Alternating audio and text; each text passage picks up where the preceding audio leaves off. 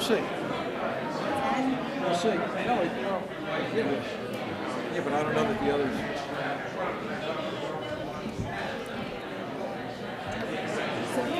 Thank you. All right, good evening, everyone. Thank you for being here. We have people here for a number of different reasons, but we are going to start our meeting. And welcome to a meeting of the Mayor and Council of Princeton, New Jersey. It is January 22nd, 2024. And could we have the meeting statement, please? Yes, Mayor. Adequate notice of this meeting was provided in accordance with the requirements of the Open Public Meetings Act, including the time, date, and location of the meeting. In addition, the agenda and all related materials were posted electronically and made available to the public on Princeton's meeting portal in advance of the meeting. Thank you. Leticia? Yes, thank you. We gather today on the land of the Lenni Lenape. As members of the Princeton community, we aspire to show appreciation, respect, and concern for all peoples and our environment. We honor the Lenape and other indigenous caretakers of these lands and waters, the elders who lived here before, the indigenous today, and the generations to come. Thank you. Could we have roll call, please? Ms. Perron-Lambros? Here. Ms. Niedergang? Here. Mr. Cohen? Ms. Sachs? Here. Ms. Fraga? Here. Mr. Newland? Here. Mayor Frida? Here. You have quorum. Thank you. And Councilman Cohen is trying to get here. He was flying in today and he had some flight problems, so we'll see if he can make it. Anyway, at this point, if you'd like to rise and join us in the Pledge of Allegiance, that would be nice. I pledge allegiance to the flag of the United States of America and to the republic for which it stands, one nation, under God, indivisible, with liberty and justice for all. Thank you.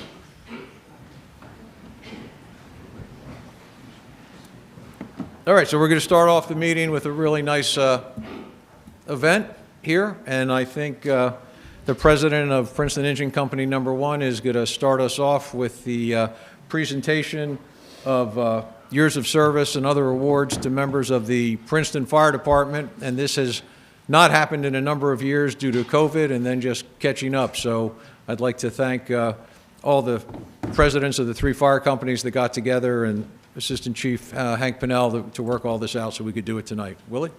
All right, I want to call first up Hank, Chief Pinnell. If you want to have a comment to some of this night, and then we'll move right through this.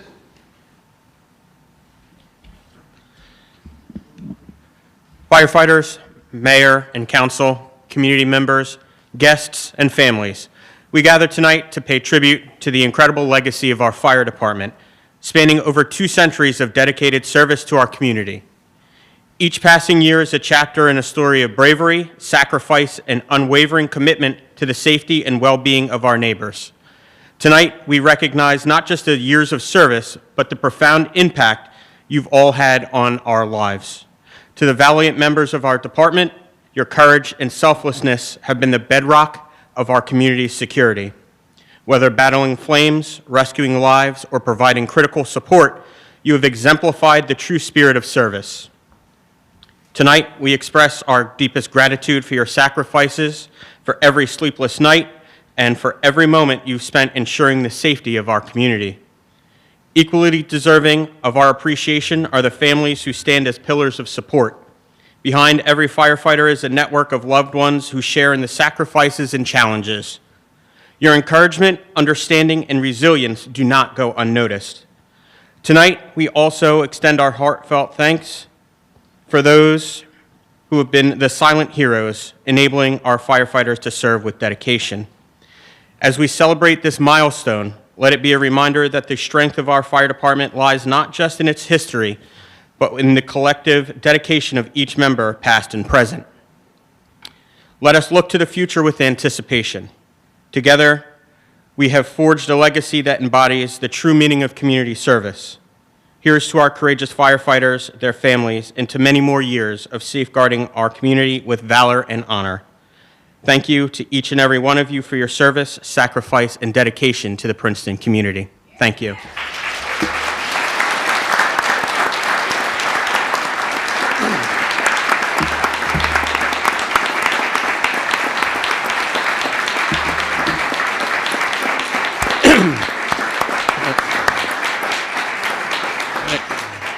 First of all, I want to welcome everybody here.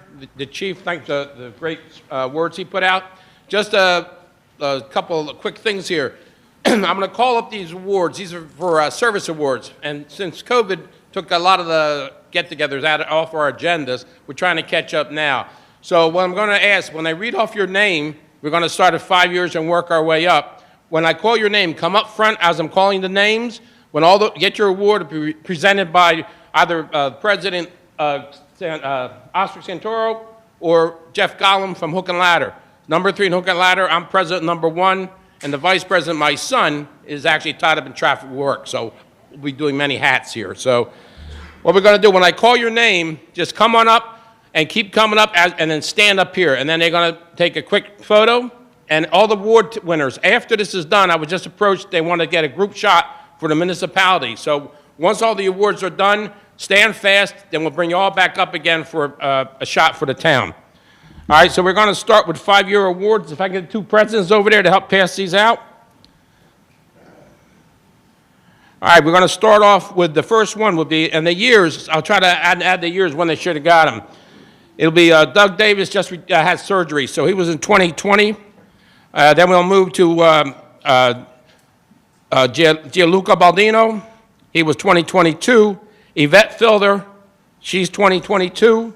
And we move to Keith Wadsworth, 2023. All right. And Luke Walthauer. All right. They've had 5 years. So you want to stand fast over there?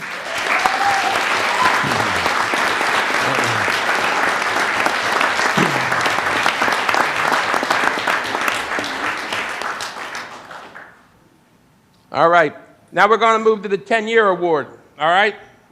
10 years, we got 2019, Greg Griffith, 2019, my son, Pat Shields, and also 2021 was Ron Delapo. Ron?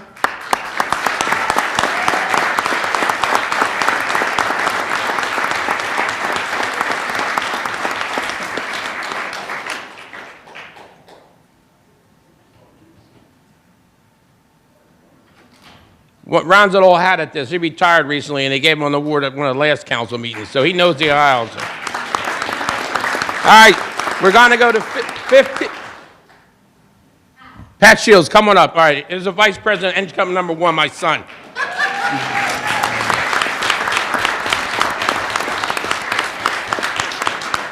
And there's my wife, too. Come up here, Eileen. Sit up here, will you please? Come on. All right, so he'll stay up here and pass it out for number 1. All right, we're going to 15 years. All right, 15 years. 2019, Michael Gollum. 2019, James Simon. 2020, Sal Baldino. 2020, Matt Freeman. 2020, T.R. Johnson. And 2021, Hank Pinnell, the chief.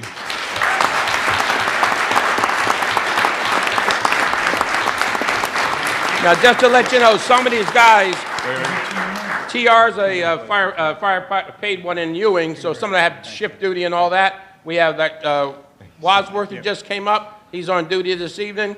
So, you know, some of these guys are going to be coming in and out. 20 years, Alex Radden, the past chief, and also Lieta Khan. Lieta Khan? All right.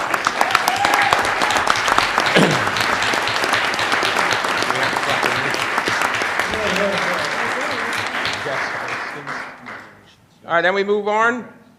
25 years. George Luck III. George, I know you're in the wing out there, George. 25 years. Rick Miller. 2021. All right. Both of these are 25 years.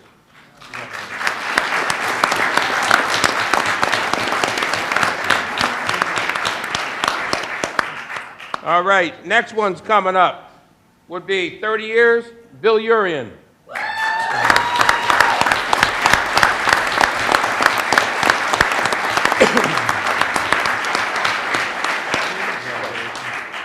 Congratulations. All right, then we're going to go into a big one here. It's 35 years. That would be 2019, Tommy Stong. 2019, Dave Stewart. Mike Miller, 2021. Neil Hunter, 2022. Anthony Santoro, 2022. 2022, Dan Tomlin and Dave Goldfarb. Is David here? Maybe I should have suggested everybody to hold their applause to the end so I can get your names out, all right? I'm sorry about it. Everybody's so enthusiastic here. All right, we're going to move to 40 years. That was Robbie Toole and Alex Versfeld.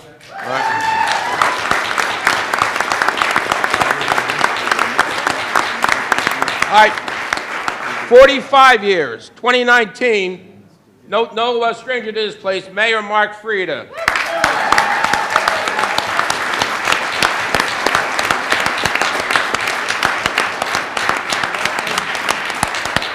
Jeff Gollum and Eric Karsh.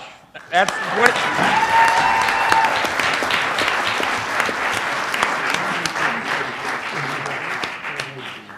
Now, 40 years was Robert Toole, and 50 years we're up to. 50 years. All right, the first one is going to go to Bill Hunter. He passed away. His son's going to accept it, Neil. He should have got this in 2019.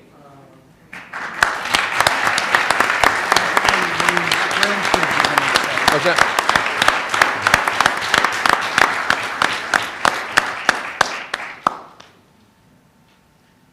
All right, then we have, next would be Anthony Christoponis, 2020, 50 years, right here.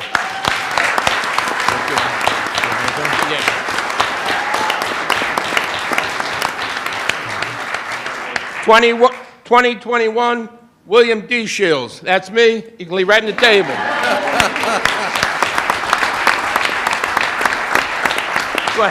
2023, Alfie Khan.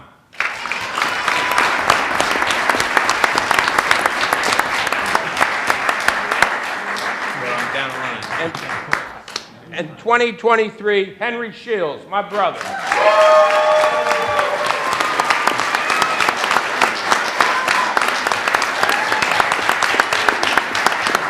Before you do the proclamations, could I just say one thing? Okay. I made it. All right, let's go ahead. Thank you. And then we'll go, he just arrived, Pat Shields. Give Pat's award off that table so we can clean that off. He got it. You got it? All right. Jeff, he wants to say a few words here? So- we're going to do the proclamations after this. I just wanted to point out that there were 5 50-plus year awards, and there were 3 45 years. All total, just in those, that's 400 years of service that have been given to the community.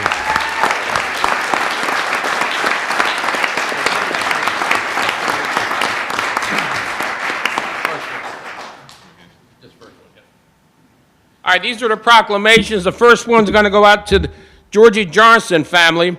And George Johnson passed, he should have got this, according to my record, about 2 years ago. Yeah, 2022. So the proclamation, Johnson, you want to stand up? You want to accept it? All right, this is what it says.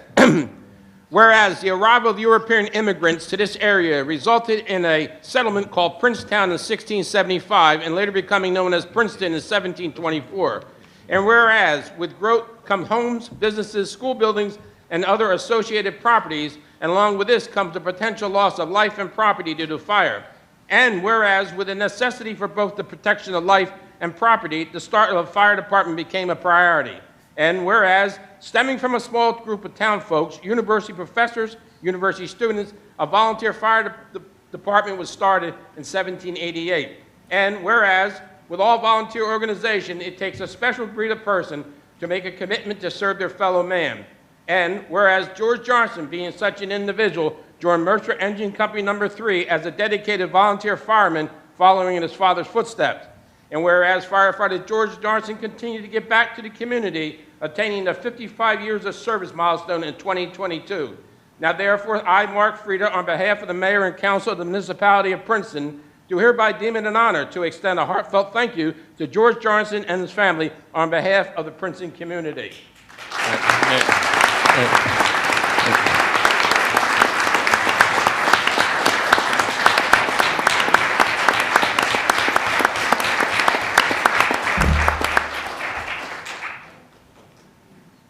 Give me the bottom one. This.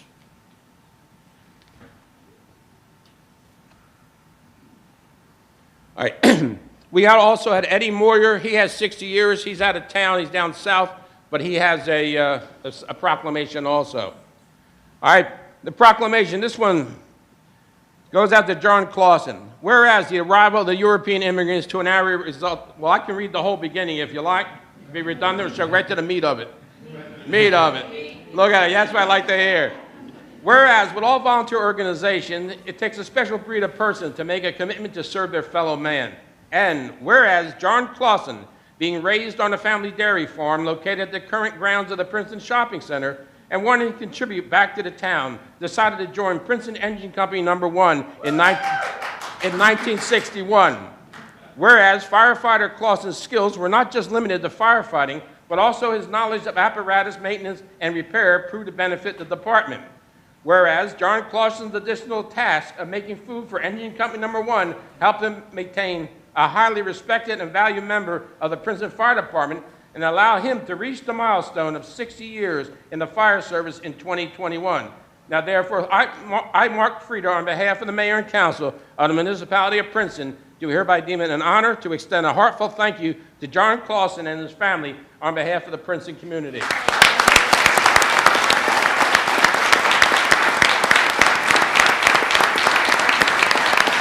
Give me another one.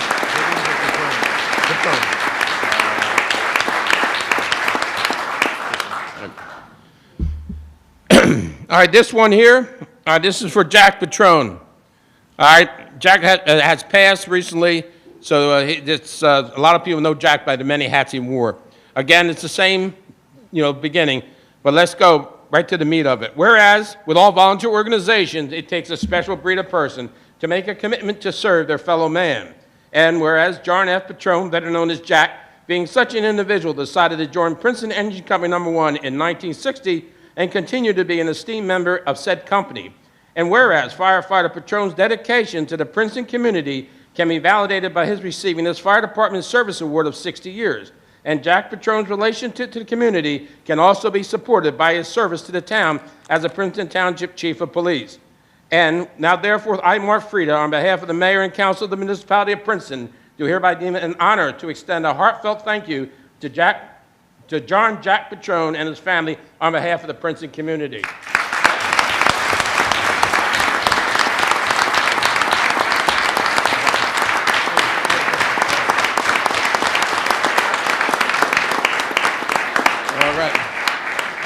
All right, the last one. Now, hold applause as we get through this.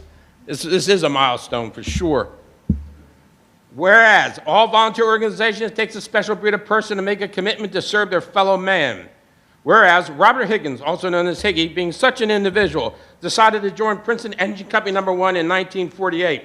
As a member, firefighter Higgins contributed to all aspects of a large organization, from firefighting mission to family-oriented events. His vast knowledge and experience within the auto industry became an asset in his planning and designing a replacement apparatus for the department.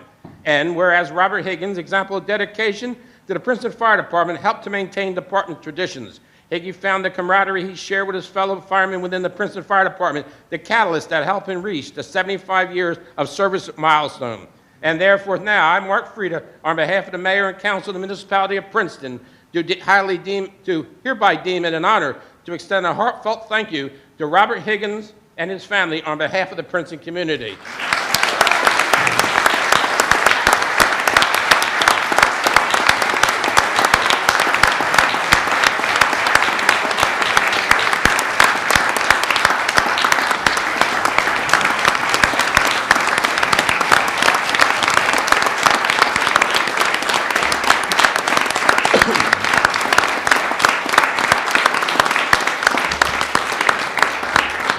All right, that should conclude the presentation of the awards for the fire department. But they did ask one request that all the award winners could please kind of assemble in front of this table, in front of President Santoro, and so we can get a photo. They want to get a photo from the municipality. Let me back this out the way.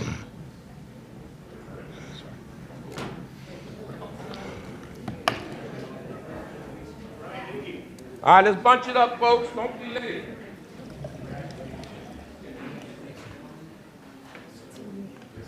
I want to pivot around.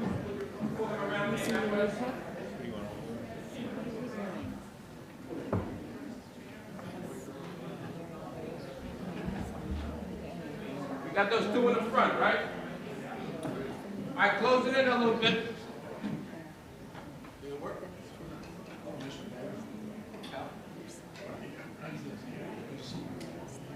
All right, let us know when you're done with the photo.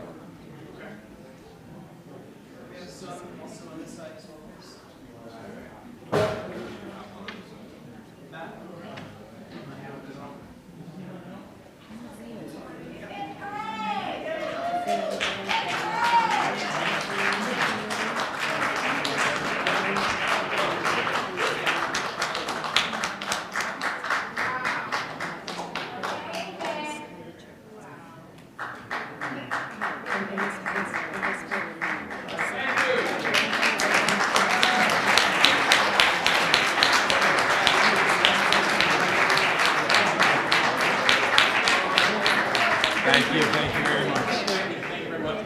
We want this on the calendar every year at the same time, so we stay ahead of everything.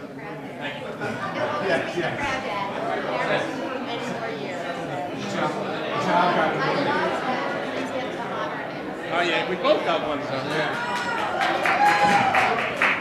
All right, just to remind everybody, this should be done every year, we're hoping, at this council meeting. So come back again next year, and we're going to do those awards that are due now, all right, for that year. Thank you. Thank you. All right, have a good one.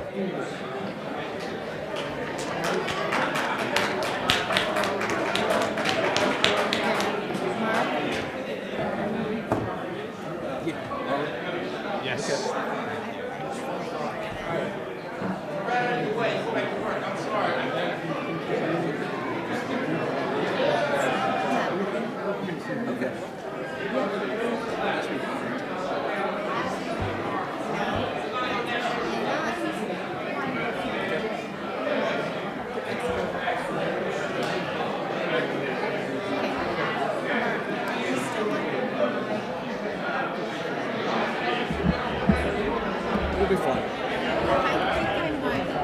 You won't.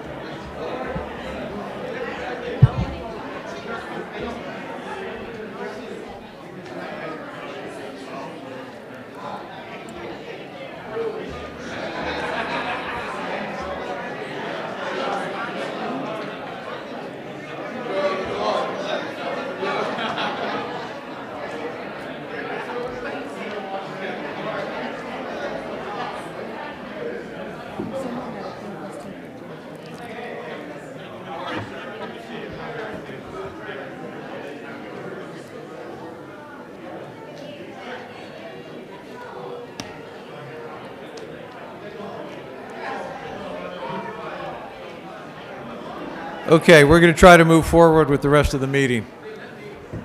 Thank you. All right, next up on the agenda is the police chief's monthly report for December 2023. Lieutenant, do you have any highlights or anything that you want to share on that? I do. Thank you, Mayor and Council. The December police report is highlighted by our winter coat drive. This project's an annual event that is spearheaded by the Police Department's Safe Neighborhood Bureau, and it's in partnership with a great organization called Cornerstone Community Kitchen. This was an incredibly successful endeavor in which the Police Department collected over 350 winter coats, which were then provided over to the wonderful folks over at Cornerstone Kitchen, who in turn distributed them to people within our community who were in need. And we as the police department just want to say thank you to not only our friends over at the Cornerstone Community Kitchen, but as well as the entire Princeton community who really showed up to help those in need and made this project extremely, extremely successful. So with that, Mayor, Council, I'd like to take any questions, anything you guys have. Thank you very much for that report and how successful that effort was on the coats. Thank you. Do we have any specific questions for the police department on their monthly report? Okay. Next up was a report from Experience Princeton, but due to an unforeseen circumstance, Isaac could not be with us tonight. Next up on the agenda is public comments for items. Mark, I'm we sorry? have council reports. Oh, you know what? I missed that totally. I just assumed we had nothing to report. Anyway, We sorry. don't do anything. My so bad. I Council think reports. Michelle had something if you Go want ahead. to. Thank you. Actually, I'm going to ask Deanna to fill in. We have some really great. Can you hear me? Okay, I'll speak up. Can you hear? They closed the doors? Okay. Thank you. So I'm just going to tee up to say thank you once again to our Infrastructure and Engineering Department for coming up with a really spectacular grant, but I'm going to tee it up and say thank you, Deanna, if you'd like to tell us all about that. Thanks. Thank you, Michelle. Engineering and Infrastructure Operations has successfully been awarded a $1 million grant from the New Jersey Department of Transportation for pedestrian improvements to Terhune Road. Many of you may know that the section of Terhune Road between Mount Lucas and North Harrison Street has missing sidewalk. And so with this $1 million grant, we will be putting in the completion of the sidewalk on both sides of the road. So it's under a Safe Streets to Transit program, but it really serves to further council's goals and priorities of mobility and equity for the community. So we're excited to start the design process this year, looking to have it under construction next year. Thank you. Thank you. That's great news. Eve? Thank you, Mayor. I have a few brief announcements. Our new open space manager, who will be working under Deanna is starting tomorrow. This person will lead the management of our current open space and work on integrating new acquisitions, which we're hoping to announce soon, into our network, building towards the Emerald Necklace initiative. So welcome to Inga Reich, who will be joining our staff tomorrow. A reminder that dogs need to be licensed every year through the clerk's office, and there is a rabies clinic, a free rabies clinic at PFARS tomorrow. It's a combination of the health department and PFARS. I'm sorry, I said tomorrow. I meant Saturday. I'm confused about where we are. Saturday, January 27th, 10 a.m. to noon at the PFARS building. So if you have a dog that doesn't have its rabies vaccine yet, which you need in order to get your dog licensed, which you need in order to be a good citizen, canine or human of our community, please take advantage of that. And finally, I wanted to announce an initiative from the library that they are hoping that council will join in. And as well as the public schools and hopefully the charter school. We would like to declare Princeton a book sanctuary, which would mean that there would be no banning of books in this community. And what we're hoping to do is hope to get a resolution about this from the library sometime next month. And then during National Library Week, which is in mid-April, to have a celebration at the schools, at charter, at the library, and here, recognizing the importance of this initiative. So I'm just taking a quick look. Okay, great. I thought my colleagues and the community would be excited about that, so that'll be on our agenda probably in March, and then hopefully a public event in April. That's all I have. Thanks. Thank you, Eve. Other council announcements or reports? Okay. Thank you very much. Next up is public comments for items not on the agenda. So if you want to speak about anything that's not on the agenda, this would be the time when you come up, if you would say your name and your address, and there's a 3-minute limit to the length of your comments, and there will hopefully be a timer up behind me.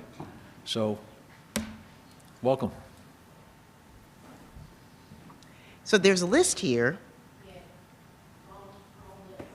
Long list, and I'm not on this list. It doesn't matter if you're on the list. The only reason for the list is if somebody doesn't pronounce their name clearly, we have their name written down. It just helps us keep the minutes straight. Okay. Thank you very much, Mayor. Michelle Tuck Ponder, Laurel Circle, Princeton, New Jersey. First of all, I want to thank you all on council for all the work that you do. You know I understand, so thank you very much for all of that. And I'm up here tonight to comment when you talked about sidewalks. I live on Laurel Circle, which is across the street from Reading Circle and near 206. There are no sidewalks between Route 206 and Mount Lucas Road. There are so many working people, people who work at McCaffrey's, people who have to take public transportation and traverse down that street, not to mention residents who want to get in more walking or walk their dogs. It's highly hazardous. I know there's a list of priorities in terms of where you put sidewalks and where you fix streets, but if no one's mentioned that particular route for sidewalks, I'd like to see if we can either get a bike path or a sidewalk on that street to preserve the safety of our pedestrians who have no choice but to walk. So, thank you. Thank you, Michelle.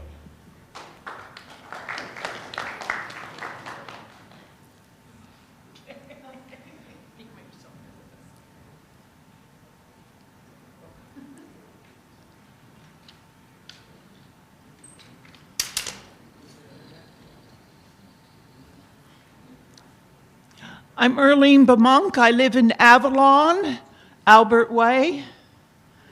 And I'm just curious. I'm here because I'm so curious.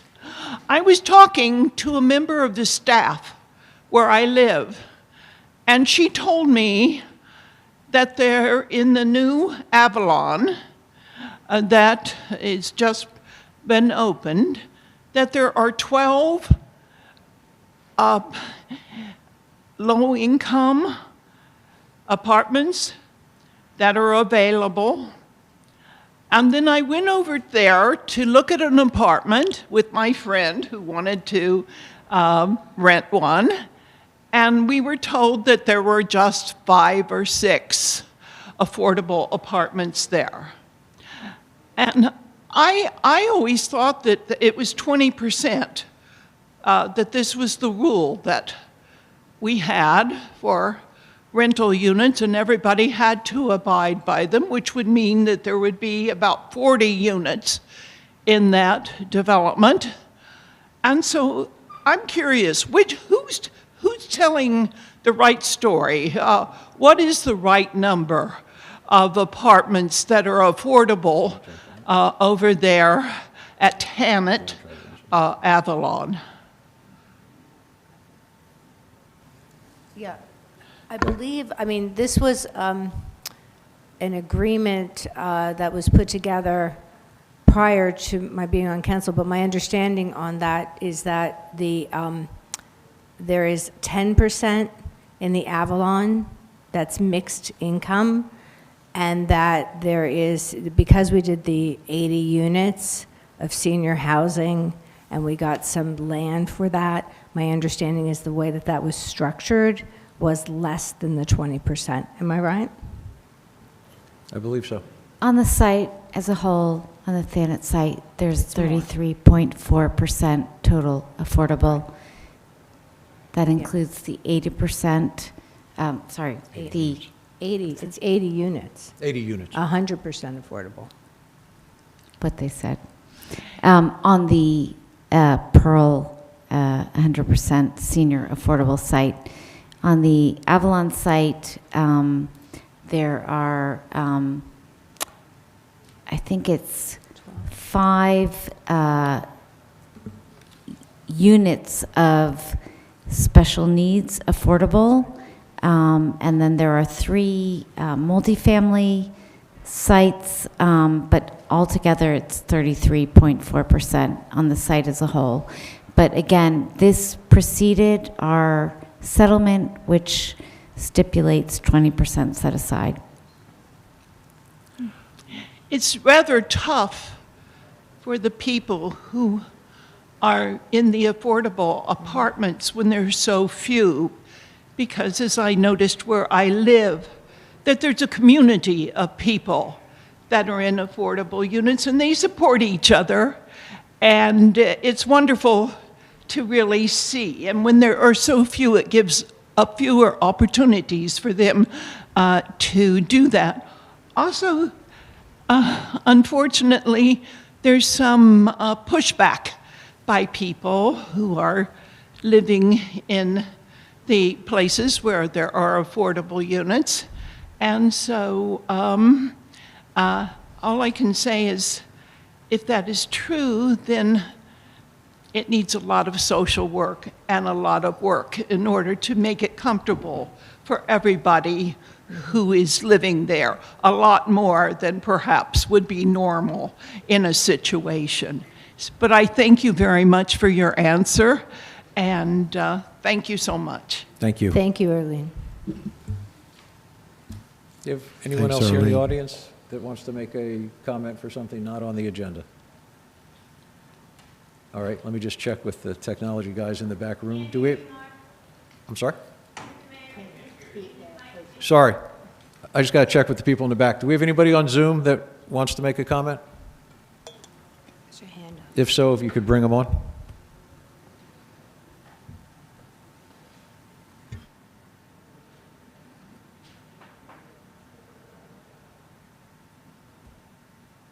You need to unmute yourself and then introduce yourself. Hello, can you all hear me? We can barely hear you. There, we try again. We just turned the volume up. Is that better? There you go. Thank you. Okay. Hi, good evening, everyone. This is Ana Pazmino. I'm the executive director at Unidad Latina. We have our office in Princeton. Work closely with the Witherspoon Presbyterian Church. And I wanted to ask a little bit more information and get a feel of what's happening with the combination or the combining of the human services, the civil rights, Yeah, hey, or Anna, that's a Yes? item on the agenda, so we'll be talking about that when we get to that. This is part of the meetings for items not on the agenda. Okay. All right. I will wait for that point. Thank you. Thank you. All right. Do we have any other hands up on Zoom? Okay. I believe there's nobody else for public comments not on the agenda. Thank you. We'll close that part of the meeting. And now we have public hearing on 3 ordinances. The first ordinance is 2024-01, an ordinance of the Municipality of Princeton consolidating the Affordable Housing Board, Human Services Commission, and Civil Rights Commission into a new committee to be known as the Community Services Advisory Committee, and amending the Code of the Borough of Princeton, New Jersey, 1974, and the Code of the Township of Princeton, New Jersey, 1968. So just before I ask for a motion in a second, which I should have done before I read this, the way we do public hearings. We read the ordinance, we get somebody moves it and somebody seconds it. That allows discussion. We let the elected officials have a round of making comments. We open up to the public for comments, and then we usually jump back to the elected officials to try to end the conversation, and then there'll be a vote or whatever action that needs to be taken. So just so everybody knows. And during the public comment part, again, you come up, you introduce yourself, your name, your address, and there's the 3-minute limit, and the timer should be go on. We don't usually let people speak twice, and I'm just saying with the 3-minute limit, just try to think about what you're going to say so you get all your comments in during the 3 minutes, and you can't give your 3 minutes to somebody else. That's another common question. So I think I covered all the ground rules. So having done that, is there a motion on this ordinance? Mayor, Sir, if I may, can we just get the motion in second before statements? It's not a statement. Okay. I just want to check with our municipal attorney to make sure that I've got this right. Go ahead. Triska, I would like to ask my colleagues to entertain changes to the ordinance in regards to to look at the name of changing the name of the committee, changing perhaps the number of members of the committee, and also changing the way that the chair of the committee is selected. How would I work that?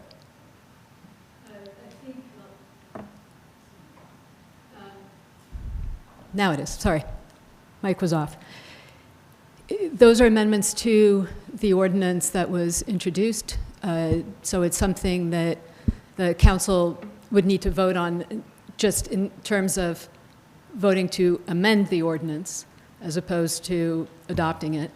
I think you could do it now, or you could move the ordinance as it's currently written and then put the amendments on the record and have a motion as to those. But to the, I think, ultimate question of, if you make those types of changes tonight, does that mean that it delays the process? You have to go through the whole process of reintroducing, holding a new public hearing.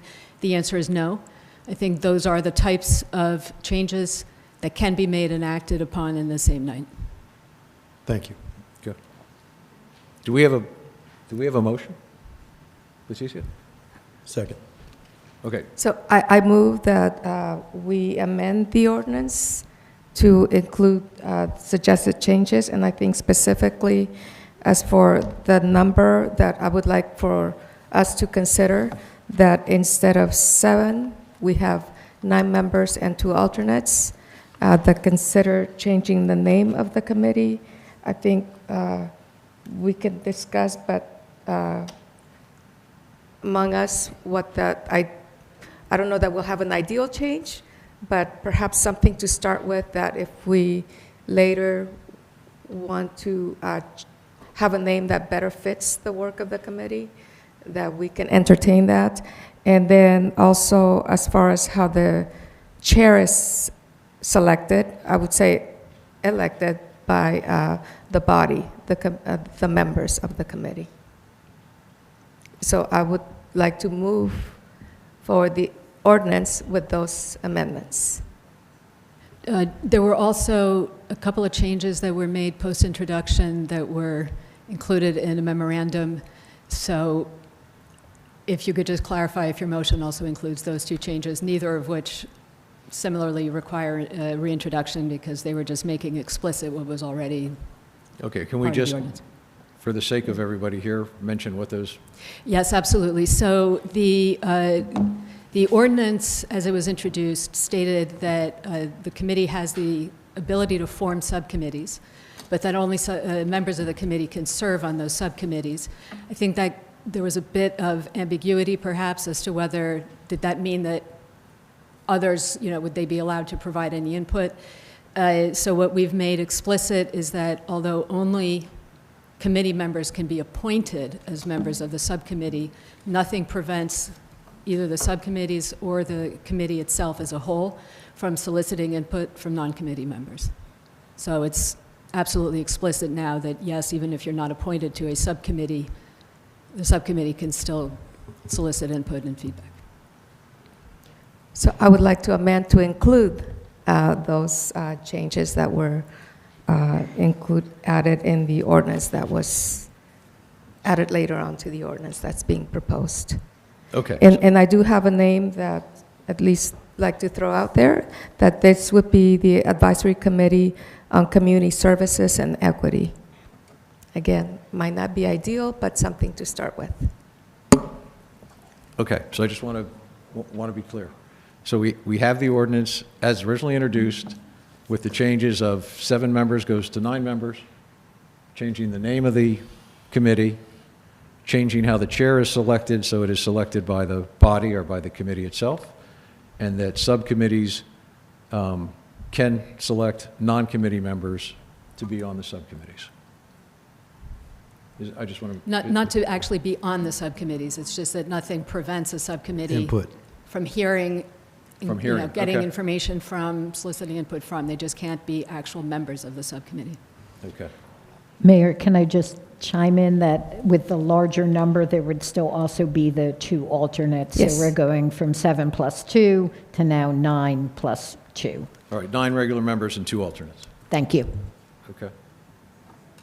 I'm sorry. Mia? I'm not comfortable with this name.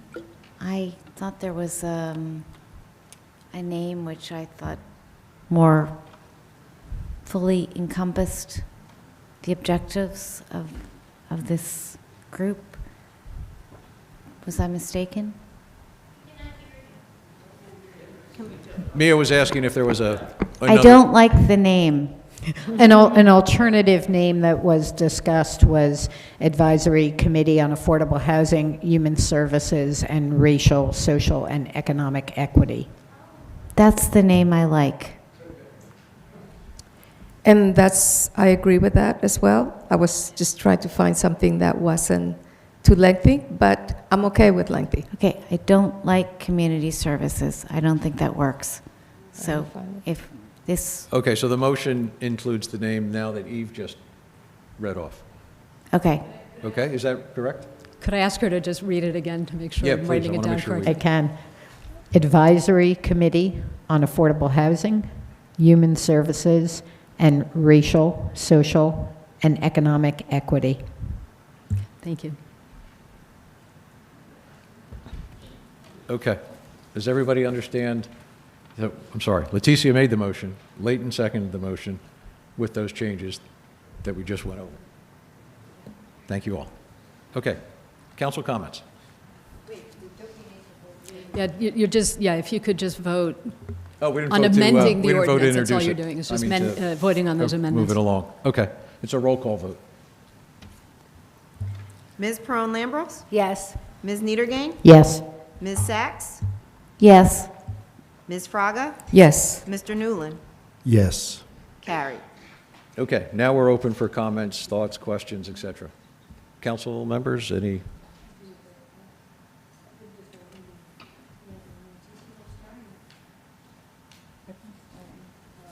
Leighton?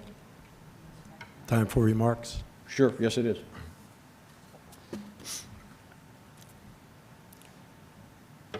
Thank you, and good evening. I look out in the room tonight and I see people that I've known my whole life. I see people that may not know me as well as the people that have known me my whole life, but I greet all of you and want to share with you that this issue has been the most difficult in my 2 years here on council. I was going to not prepare remarks tonight and just speak from the cuff, but because this situation is so emotionally charged and has disenfranchised so many of the people here today, I decided to make my sentiments clear, and I'm going to read a statement that I prepared for tonight. Seeing all the faces and all the people here tonight, it is clear that many recognize the challenges we face as a community.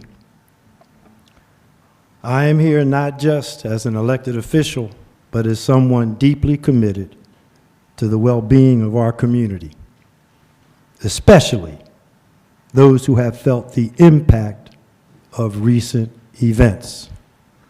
First, I want to acknowledge the flaws in the rollout of the ordinance we introduced.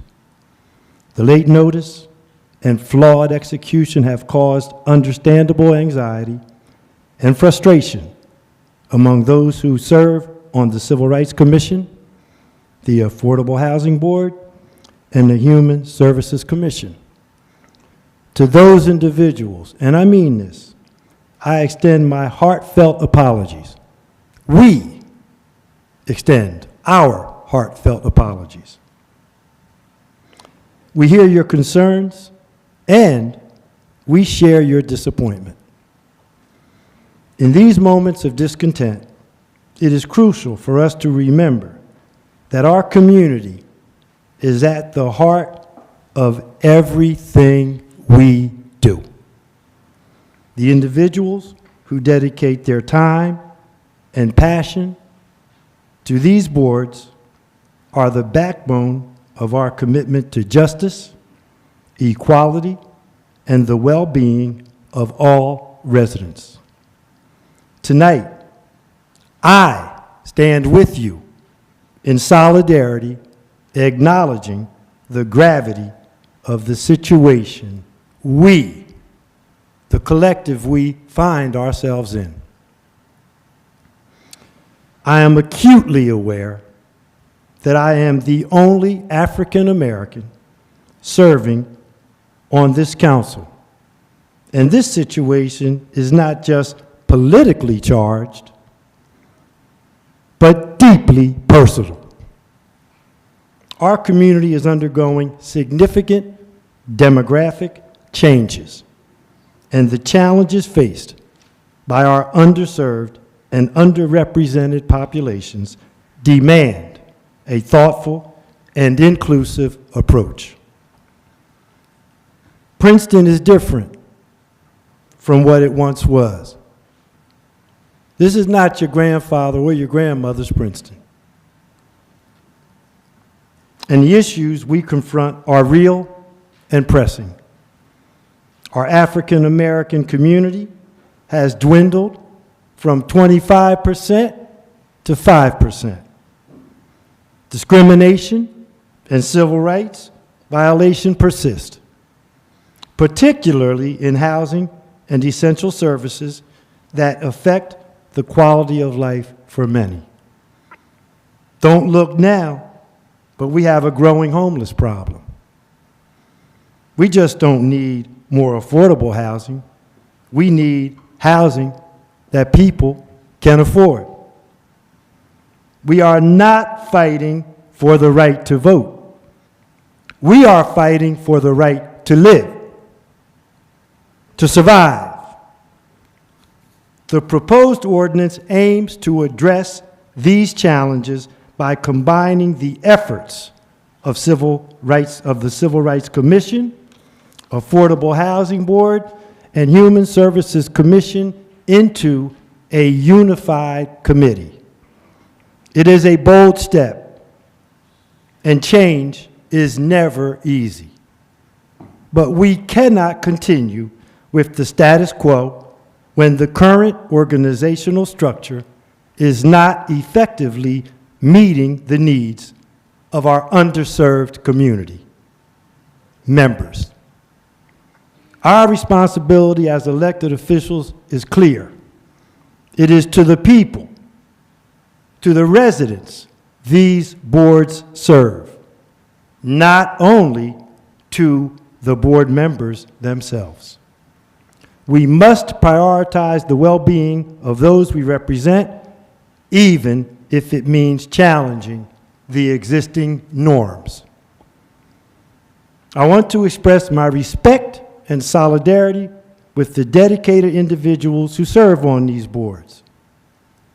Because come on now, having been affiliated with the Princeton Housing Authority Board of Commissioners for 25 years, let me say that again. For 25 years, I was affiliated with the Princeton Housing Authority Board, and I still work as co-chair of the Witherspoon-Jackson Neighborhood Association, and I understand the commitment, dedication, passion, and love that come with serving a community you care deeply about. In transitioning from a community activist to an elected official, I recognized the need for real change from within. Tonight, I remain resolute in my commitment to positive change, to addressing the issues that impact the least among us, and to making our community stronger, more inclusive, and more just. My truth is that I would be no part of, and I would co-sign nothing that would disenfranchise the least among us. I will also not co-sign us not doing all we can do to make the necessary changes when we know change is needed. That is not leadership. Lastly, this experience has been one of the most challenging in my life, ever. Not just on council. In a quiet moment earlier today, with all that has been going on in my life over the past week and a half, I found great solace in a quote by Dr. Martin Luther King Jr., and I will share it with you. The ultimate measure of a man is not where he stands at times of comfort and convenience, but where he stands at times of challenge and controversy. Together, we can face this challenge with courage, compassion, and a shared commitment to a better Princeton for all. Thank you, Mayor. Thank you, Leighton. Okay, other, Leticia. Yes, and I think we all have said in the past that we don't like to follow Leighton because he's very eloquent, but this time I don't mind because I can just say I wish to echo what my colleague has said and shared in his remarks. But I also want to add to that, to all those who stand for civil rights and social justice, I wish to express my deepest gratitude. Throughout my career, I have prioritized social justice and equal rights when advocating for policies and initiatives. In my professional journey, both prior and leading up to my time at Princeton, I had the privilege of occupying diverse roles that provided me with opportunities that included working on government contracts set-asides to support minority and women-owned businesses. I provided employee counseling on equal employment and opportunity laws, and I served as a civil rights specialist in Seattle's County Office of Civil Rights Enforcement. Given my background and personal experiences, I took the lead in advocating for the establishment of a dedicated Civil Rights Commission while I was serving on the Human Services Commission. Initially, the Civil Rights Committee was a subcommittee of the Human Services Commission. Then in 2013, I worked in collaboration with Tommy Parker, Larry Spruill, Elizabeth Bidwell Bates, and John Hallner on drafting a report and recommendations calling for an independent Civil Rights Commission. Our research delved into the history of the CRC in Princeton, dating back to 1968. We interviewed community leaders such as Marvin Reed, Mildred Trotman, Lance Liverman, and the Honorable Jim Floyd, among others. Additionally, we engaged with community advocates, members of the governing body, the administrator, and also with legal counsel. It took 3 years of persistent efforts to successfully move forward the ordinance that established the CRC in 2016. The delay was not due to the lack of commitment from the governing body to protect resident civil rights, but rather due to the limitations that had to be imposed on the CRC. According to state law, the CRC had no legal jurisdiction, no oversight or enforcement power. Its main focus was advocacy, outreach, and education, which was already being carried out by the Civil Rights Subcommittee of the Human Services Commission. And while some advocates and community leaders wanted more, we did too, by the way. We settled for what we achieved, understanding that it would be an advisory body without legal authority to enforce civil rights laws. Something I wanted to say now was that at the time, former Mayor Jim Floyd rightly noted that the CRC lacked teeth, as he expressed it. And he also expressed concerns that residents with civil rights grievances might have false hopes of the CRC being able to address and resolve their complaints. Now, after I shared all this background, you may wonder why I, who worked tirelessly along with my colleagues on the Human Services Commission to establish the standalone CRC, why would I consider combining it with 2 other committees? I have 2 reasons.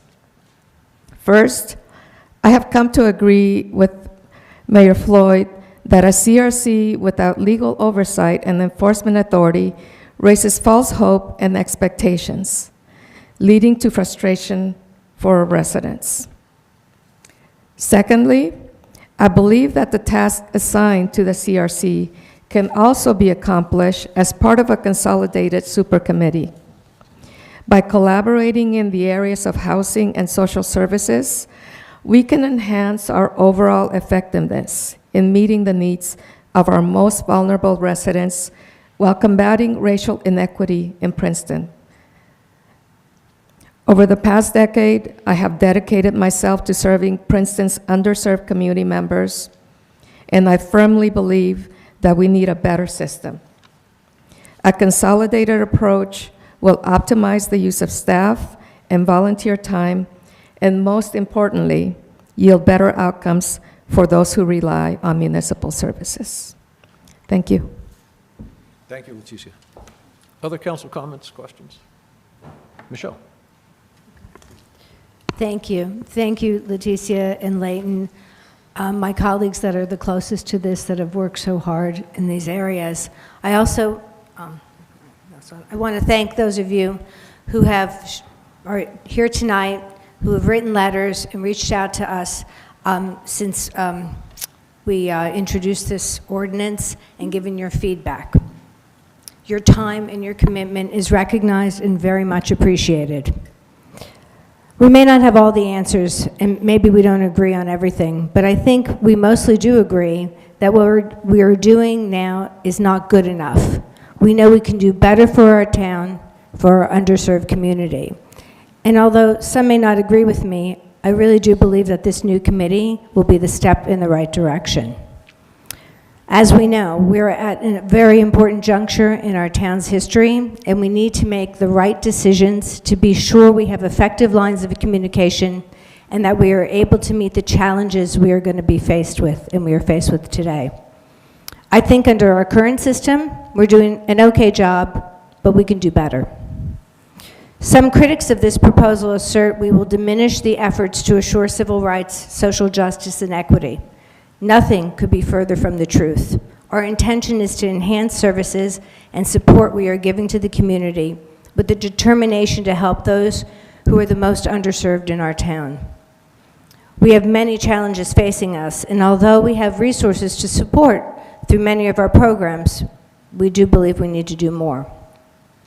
We on council are keenly aware that we are about to add substantial amount of housing to our community, and will be welcoming many new individuals and families to Princeton in the very near future. We need to be prepared to meet these challenges. We need to be sure that both our current residents and our new residents are supported with the services they need. Improving our government processes by combining these three areas that are currently working independently will make more impact on addressing the needs of the community, not less. Reviewing the initiatives taken in all three of these existing committees, all this good work can still be done and undertaken under the umbrella of one committee. And the reason I believe that this super committee makes sense is that the ability to address social justice and racial equity at the municipal level means addressing the need for housing and better social services. It just makes sense that these initiatives are coordinated between our volunteers and our professional staff. And as far as process, it was never our intention to create this committee in a bubble.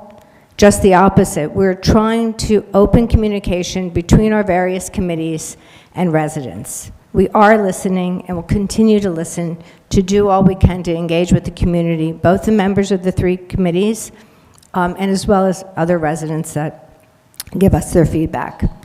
Tonight we just made some amendments based on the feedback that we received, and we can and will continue to improve this committee to develop a work plan. I believe in goal setting, and I think it's imperative to create a work plan for committees and staff that is clear for everyone. The goal of council can merge with those initiatives and goals the committees have been working on and aspire to continue and build on the overarching goal of improving the lives of our most vulnerable and underserved population. And I also just want to emphasize that we need to consider the input of our staff. They're the experts in the field. Getting them involved with hearing the feedback, working on the work plan will help ensure that committees and staff are working in unison to solve the numerous challenges our town is facing, and at the same time avoiding redundancies by having all these initiatives under one umbrella. I recognize this is going to be a work in progress, and tonight we're setting up a framework for engagement that I believe will work much better for the municipality, and most importantly, those residents that we must do a better job at serving. There's much work to be done, and I believe together we're moving in the right direction. Thank you. Thank you, Michelle. Any other council comments? Sorry, Eve. I thought the nod had conveyed that, but I will now raise my hand. I also, as Leighton said, I felt like this was, I don't often prepare remarks ahead of time. I'm known for winging it, but I did prepare remarks tonight. So I want to thank everyone who's in attendance tonight, who's on Zoom. I think we have, I know you can't see this, I think we have almost 40 people on Zoom in addition to the people in the room. And then the many people who have reached out over the last couple of weeks. I've had the opportunity to sit down and talk with a number of you. I've had the pleasure of meeting and talking to people I hadn't met before. So I think it's, that's been a really good part of this so far. I want to begin by differentiating the goal of the ordinance consolidating the Civil Rights Commission, Affordable Housing Board, and the Human Services Commission from the process by which the community was informed of this initiative. The process was very poor. I don't think there would be a disagreement on that. And I want to personally apologize to those who bore the brunt of this poor process, the members of the three BCCs.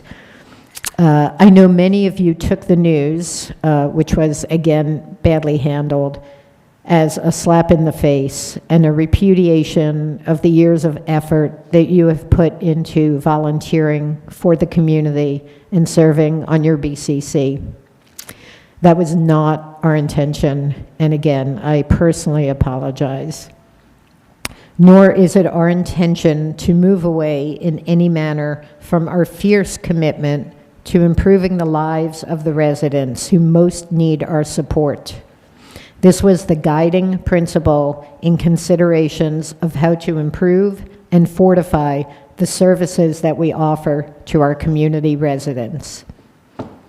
Over the years, the members of all three of these BCCs have worked hard to serve the needs of our community, and I want to thank each of you, current and past members, for this hard work and for your accomplishments. While the current iteration of the CRC is relatively new, as Leticia explained, our Affordable Housing Board and our Human Services Commission have been in existence for about 50 years. I do believe that the tremendous changes in our community, in our world, and in our staff capacity require a new vision to deliver services most effectively and efficiently to our most vulnerable and underserved residents. The change that we are proposing tonight mirrors the change that we've already made in how our staff is organized in order to enhance our effectiveness and efficiency and to work in a concerted manner towards our goals. And I know we'll be hearing maybe in a few minutes from our municipal administrator, who's going to relay some comments from Jeff Grosser, who wasn't able to be here tonight. I want you to know that while I am committed to a paradigm shift to integrating the spheres of the three BCCs and the services and community input that they provide, I am open to input on how to do that within the framework of our proposed super committee. I hope that tonight you will engage with us in that spirit, how best to move the mission forward to focus on delivering results to those who need our services, our time, and our commitment. Thank you. Thank you, Eve. Okay. Why don't we open up for public comment? I think that's why a lot of people are here. Mayor, I think that, Bernie, am I right that you have some comments from Jeff to share?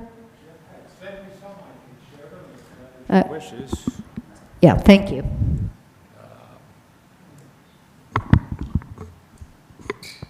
So Jeff couldn't be here tonight, as you know. This is broken down into each of the commissions with a statement and then kind of a response. The first one is the Human Services Department.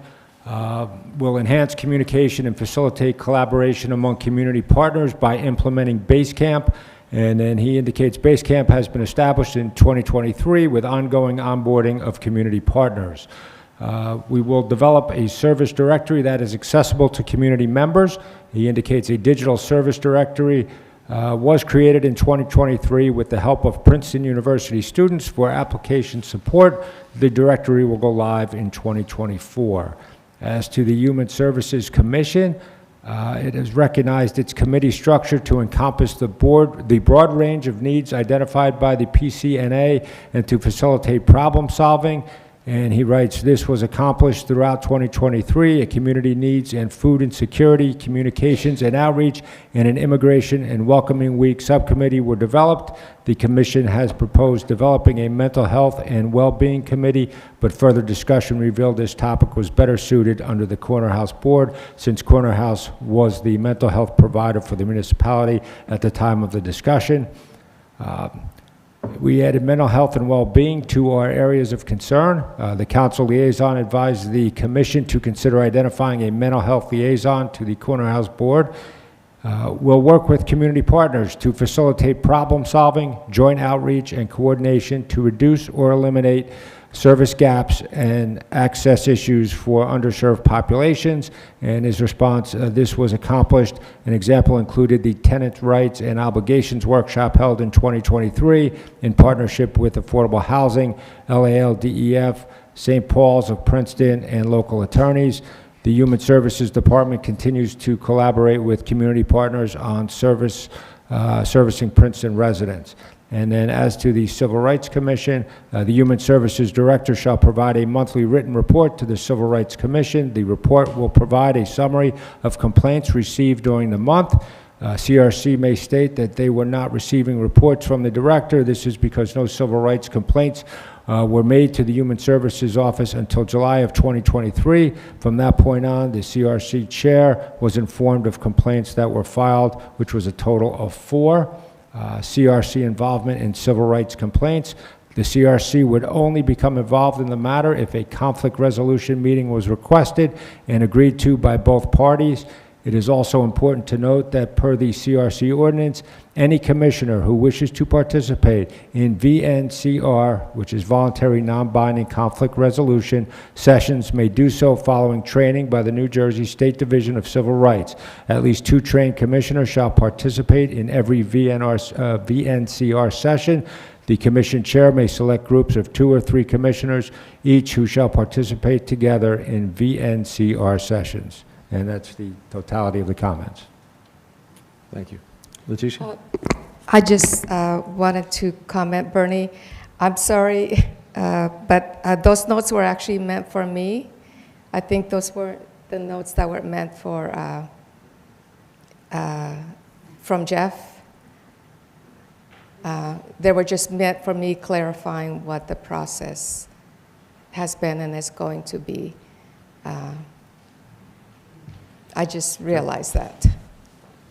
I don't have Jeff's notes, but I just wanted to clarify that.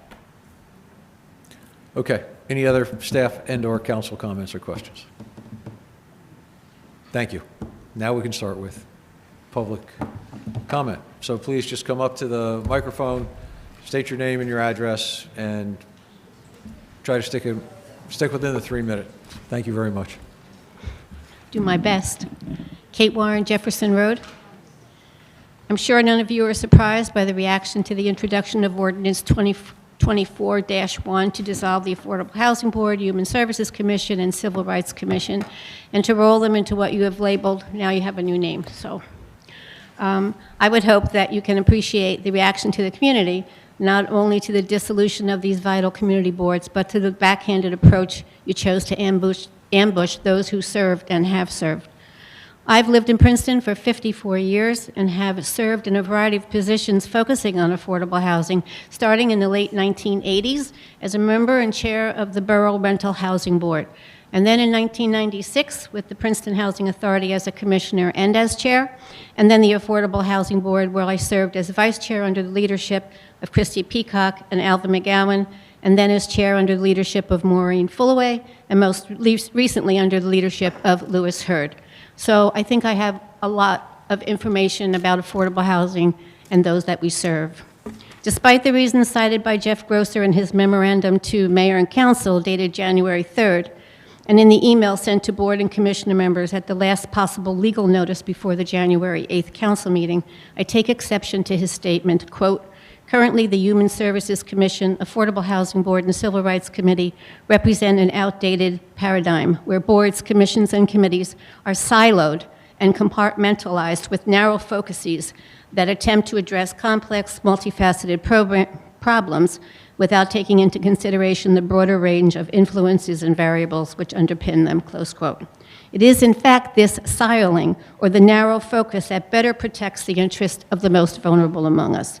Instead of having dedicated, experienced expert volunteers who have spent considerable time and effort focusing on the specifics of affordable housing, human services, and civil rights, Mr. Grosser is suggesting, and you are all considering this evening, diluting the focus areas of impact with a commission whose members will represent a majority of generalists sprinkled with a minority of experts in each of the targeted community concerns. An area of concern that you addressed this evening was appointing the chair of this committee, and so I congratulate you for that, but I still don't want you to pass this ordinance. I suggest you consider the following. I've heard through the town grapevine, and you're all familiar with that grapevine, that some members of the board and/or commissions have, quote, pushed the boundaries, close quote, of the stated missions ordained by the municipal ordinances, perhaps scheduling an annual mandatory workshop for commission and board members led by the administrator and municipal attorney, wherein the can-dos and cannot-dos are reviewed and volunteers sign off on acknowledging the parameters of their service. You might consider a separate training workshop for the chair so that everyone is fully aware of the duties and responsibilities and the chain of command so that volunteers and/or chairs are not corresponding directly and asking municipal staff to perform work related to the commission or board. Merely sending out the commission and board membership handbook, a hands-on workshop would be a much better approach. Kate? Okay, I got 21 seconds. Okay. So, well, you can gavel me down if you like, but I'd like to continue. And I want to thank you for the public apology to, just the way this was handled. And I do believe that not everything needs to be consolidated. Better managed and certainly more respect will ensure serving those in need with the best expert volunteers. Thank you for your time. Thank you, Kate. Thank you, Kate. Good evening. Lance Liverman, Witherspoon Street. I come here as a unique person, I think, because I served up there for 15 years. I served on Human Services. I've served on Civil Rights. I served on Affordable Housing Board. I don't know if anyone else here has ever done the 4 items like I have. This ordinance to eliminate the existing boards and combine them into one, in my opinion, is not the correct way, but that's the way that you guys have moved forward. I just want to go over, and I want to say that I was hurt along with others, and I do want to receive your apologies tonight because I felt personally very disrespected. I felt the distrust of my council folks. I really did. The non-caring and the complete dismissal of asking the 3 BCC's board, I just couldn't believe it. Let me say that these 3 boards serve the most vulnerable population we have in Princeton. When we think of the social fabric of our town, that's what we are really made of. Princeton has a long history of caring and propping folks up, which is why I remain in Princeton. This is what I'm asking to be done during this unfortunate situation. I think, and I'm asking that you suspend or defeat the ordinance tonight. I would then form a ad hoc committee, and I would pick up 1 or 2 members from the 3 BCCs to serve. I would pick 2 council people. I would also pick 2 neutral people that aren't on any PCCs, and I would give the committee 45 to 90 days. I would do what Michelle has said. I would give them goals. I would have them come back and present the best way to achieve, what is the best way to achieve for our town.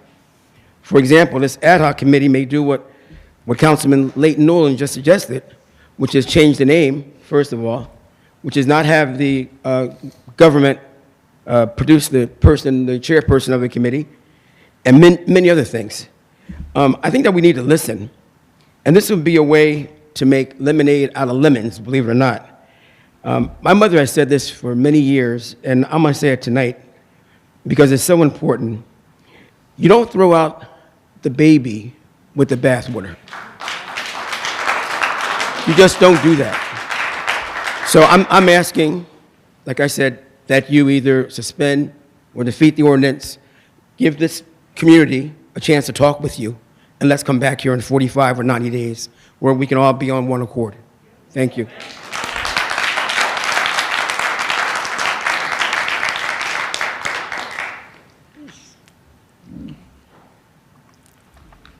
Fern Sproul, Merwick Stanwood, Oak Lane. This is the same Princeton. I stand here with my ancestors. I'm an endless resident of Princeton. My grandchildren make 6 generations on my mother's side and 7 to 8 generations on my father's side. We, CRCs, are invaluable to this community. Just some of the things that have been accomplished, and I don't know why we have to do this, but it was said that we're not really doing anything. But first thing, unisex bathroom. I can only come up with a couple. Collaboration with Princeton Youth Advisory Committee, Indigenous Peoples Day, racism as a public health crisis, collaboration with the Princeton Public Library and the Princeton Public Schools, Juneteenth commemoration resolution, welcome to Princeton signage, passed the ordinance on Islamophobia, and working on reparations, to name a few. The Civil Rights Commission means that the people in our community have a voice and have rights, more specifically in the underserved and underrepresented. This whole consolidation came as a surprise to me on January 5th in an email, and then introduced at council on January 8th. If I don't have a voice as chair of the Civil Rights Commission, then our underserved community won't have a voice either.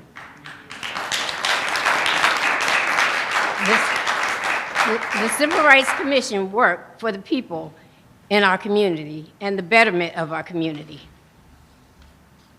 We are here today because our municipality plans to consolidate the Affordable Housing Commission, Human Services, and Civil Rights Commission. We are urging Mayor and Council to table this ordinance until a proposed mechanism for an increased community involvement and transparency in the decision-making process. It is imperative that we value inclusive decision-making of our community to ensure the diverse voices of our community to be heard, because they're not even hearing us now, because they don't know that this is going on. So the whole idea is we all should be trying to reach out to our community at all times. And yes, this is Princeton. It's staying the same. We don't never want Princeton to change. That's the whole purpose of fighting for it. Thank you. Thank you.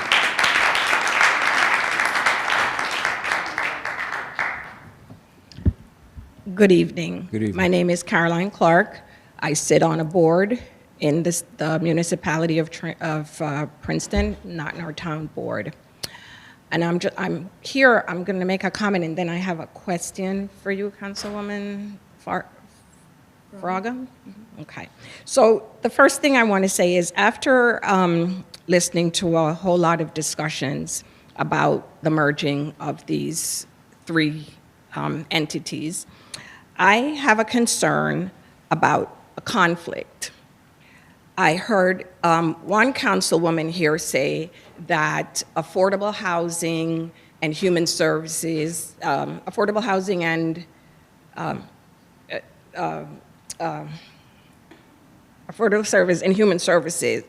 housing and human services are civil rights issues, and indeed they are.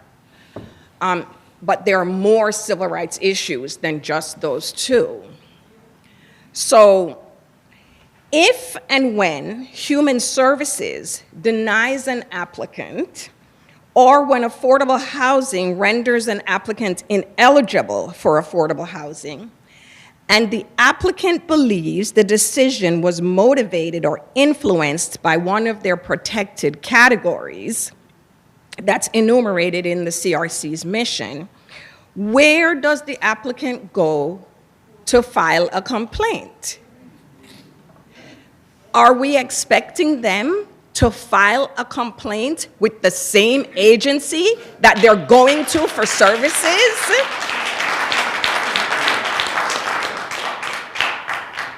I don't think that's feasible, okay?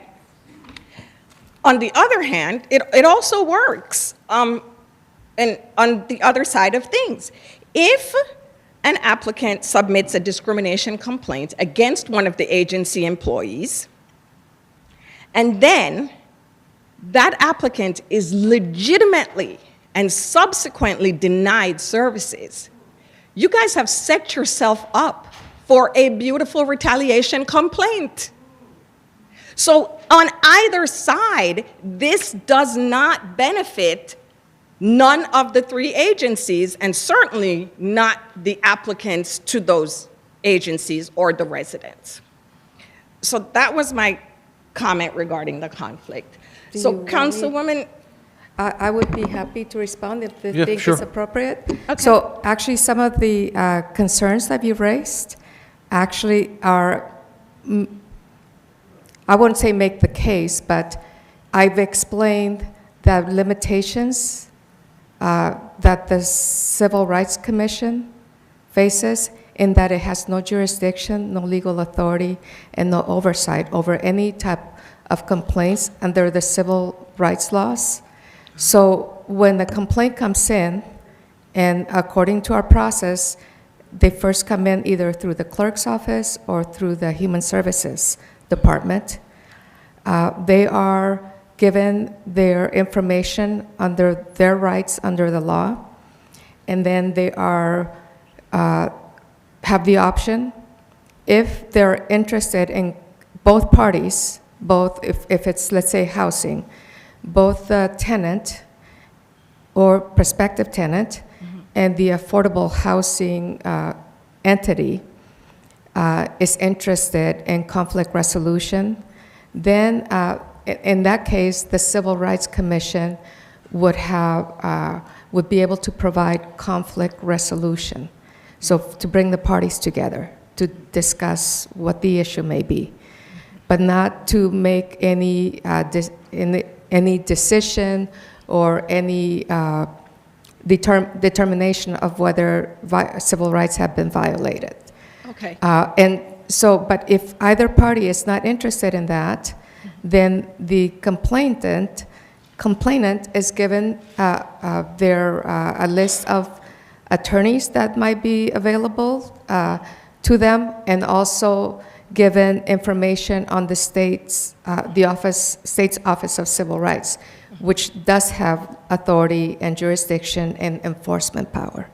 So that's something that actually, when we were first considering the Civil Rights Commission, we actually heard concerns that a government entity, let's say a committee or commission under the municipal government, how could we possibly investigate ourselves?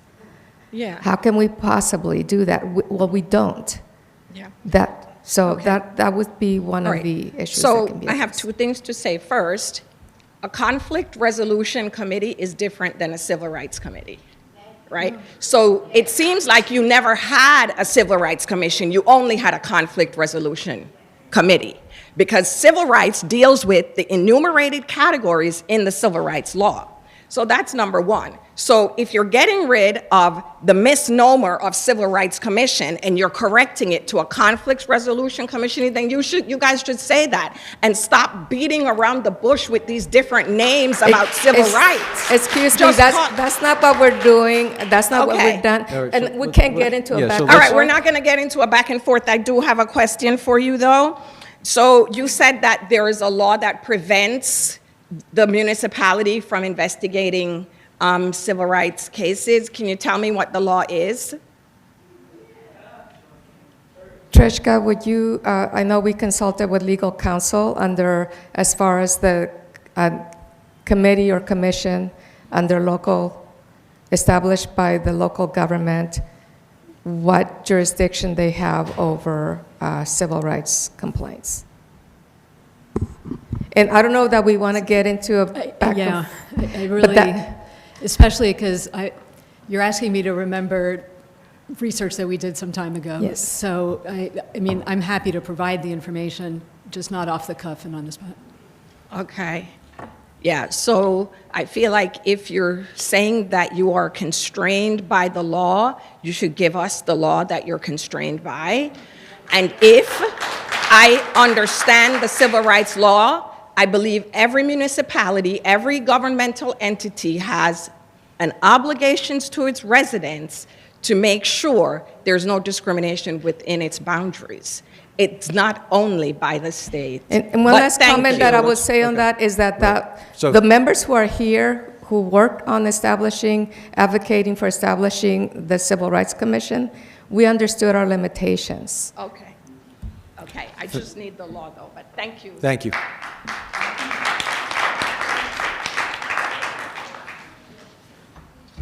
Good evening, Walter Bliss, 202 Moore Street.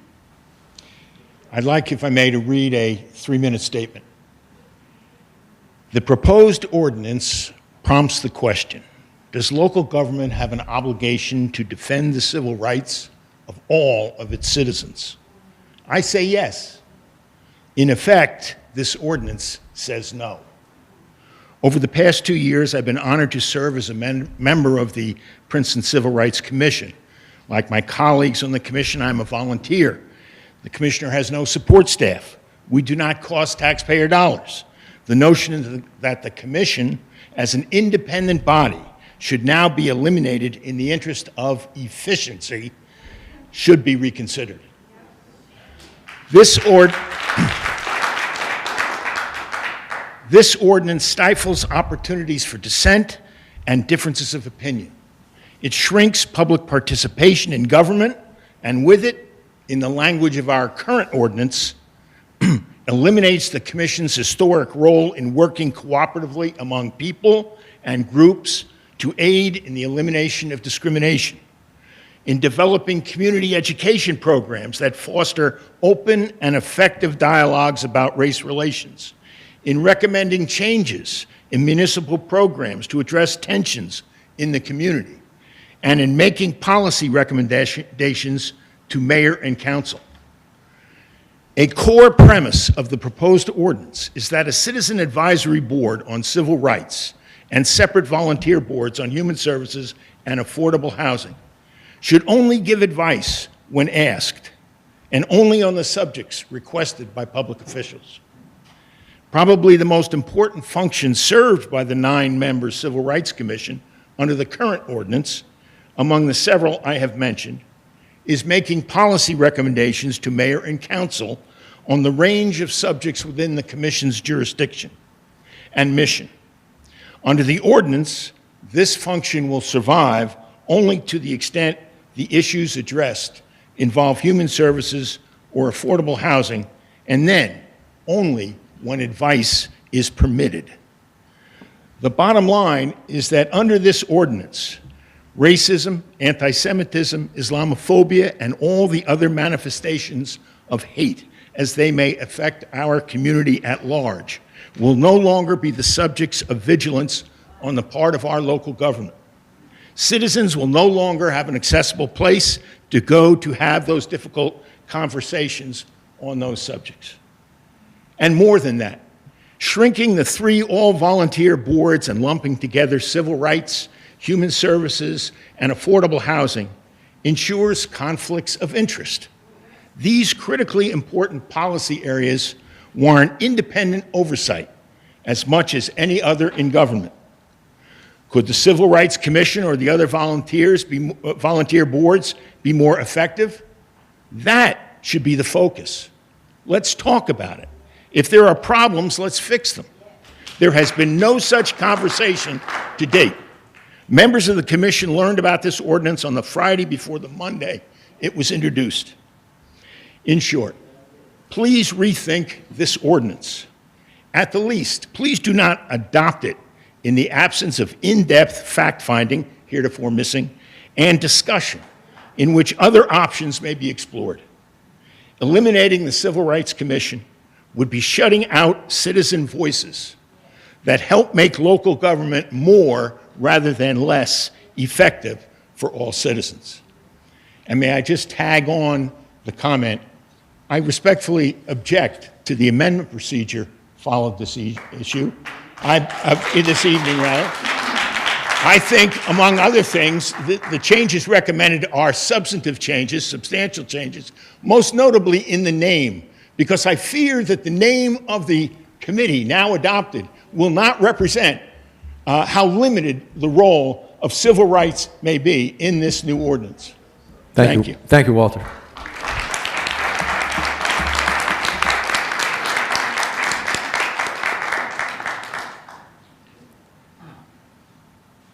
Good evening. Larry Sproul, 104 Oak Lane, Princeton, New Jersey. Like Michelle, Mark Frieda, Mia, Leighton, I too grew up in this community. I love this community. I care about the people in this community. I'm sure a lot of you have always seen me around doing different things. I'm just here to kind of address 2 things that really stood out at me. Volunteers. I mean, you just got, a few minutes ago, just got through giving away awards to a lot of our firefighters.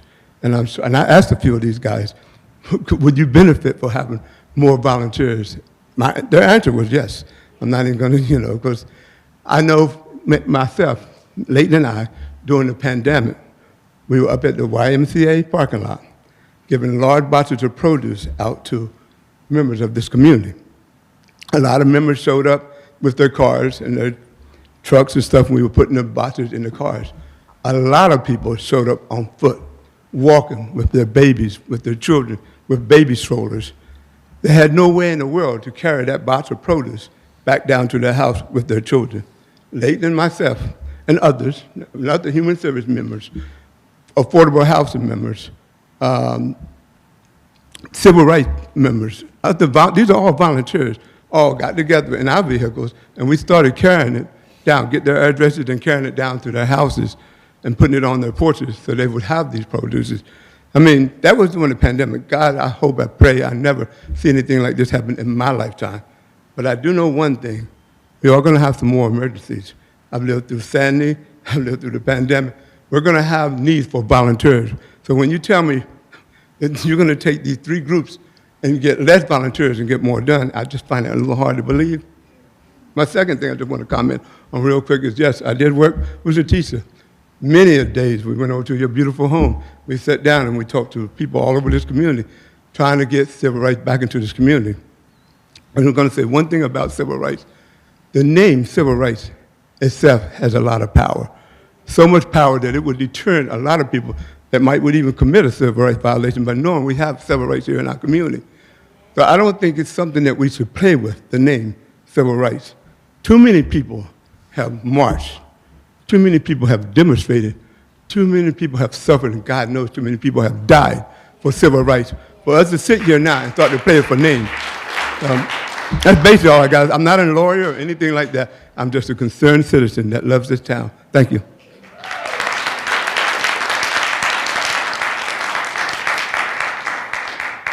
Hello, my name is Melissa Guzman. I live at 85B Bayard Lane. I want to express my concern with the lack of effectiveness here at the municipality and at the human resources, the affordable housing. Living there, I've also experienced experts here in the field not being able to return phone calls from your underserved community. You're avoiding the challenges. Not only that, you are not returning phone calls with who you partner with Women's Space. I have also filed complaints with the civil rights. I have written to you, Mia Sachs. I have also, right here in this building, in this very room, was accused for a male driving 1 hour and 45 minutes to say I had assaulted him. That has changed the livelihood of my 2 children. They are afraid of the Princeton police.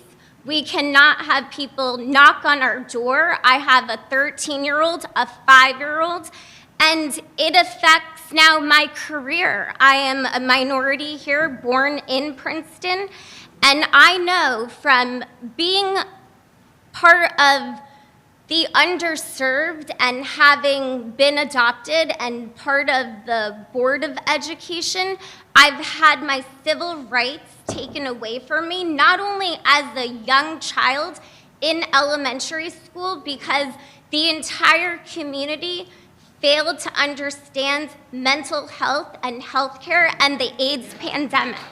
Okay, so while I was a child at Community Park, I've been walked to from the Princeton Public School to the hospital right there on Witherspoon Street to see if I was infected with HIV and AIDS.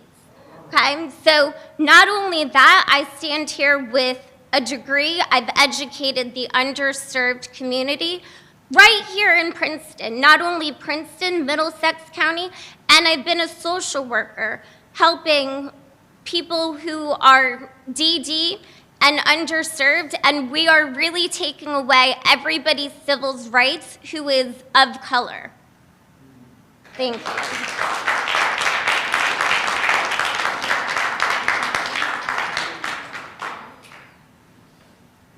Hi, I'm Mickey Mendelson, 151 Hickory Court.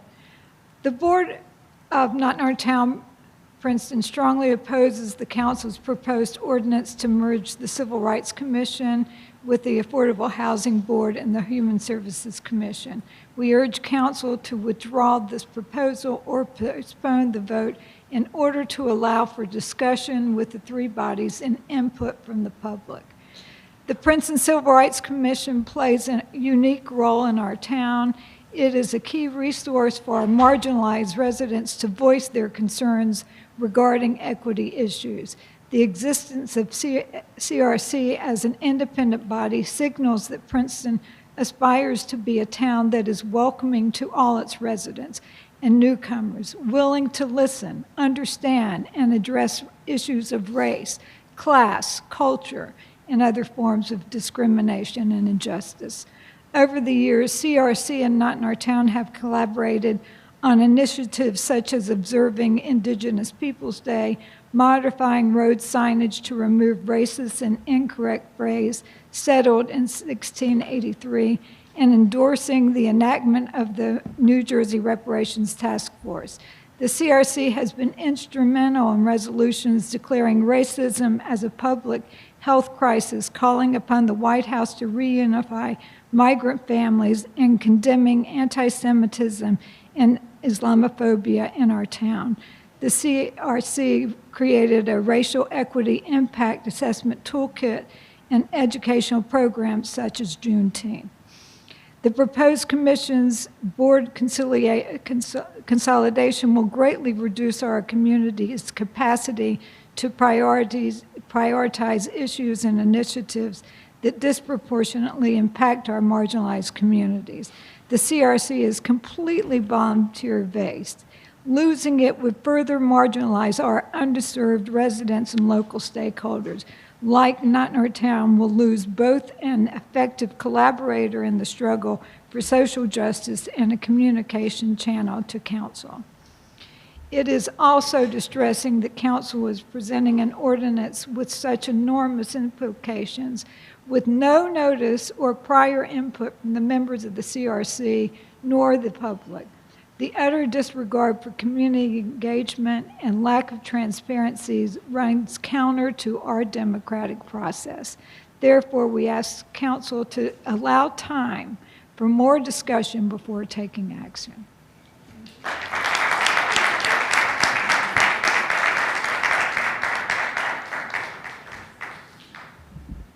My name is Dozier Hammond. I live at 87 Lee Avenue, mayor and council.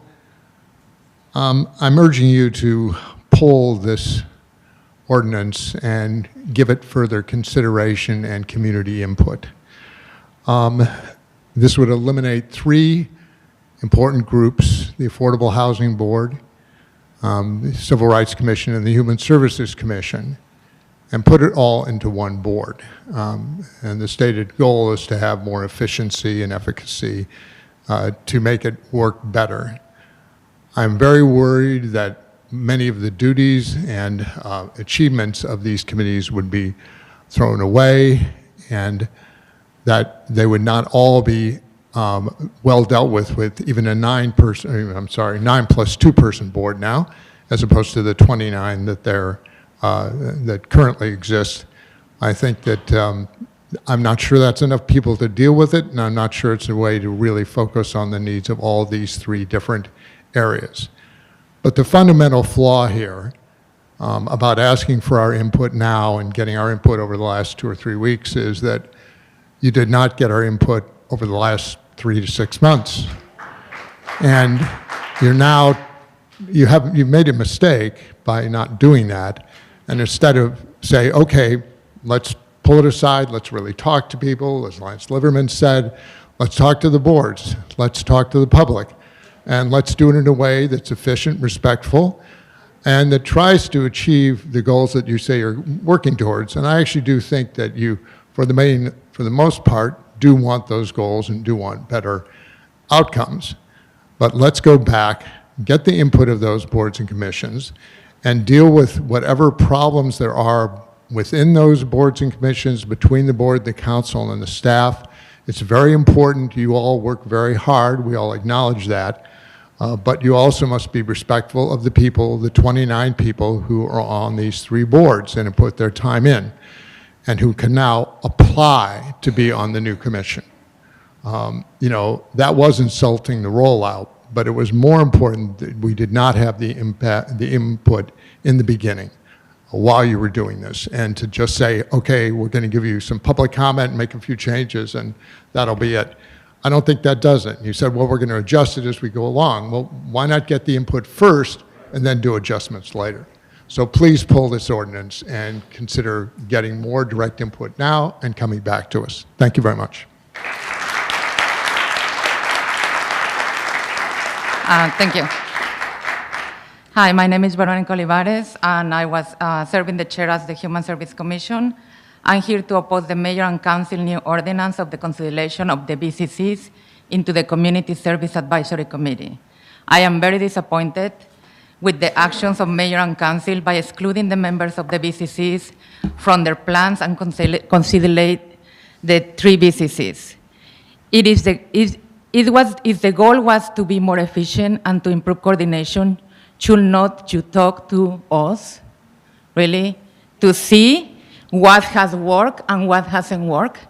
And I have to mention to the administrator that 80% of the thing that you mentioned that Human Service Department and Commission accomplished, it was with the commissioners working alone or us alone sometimes.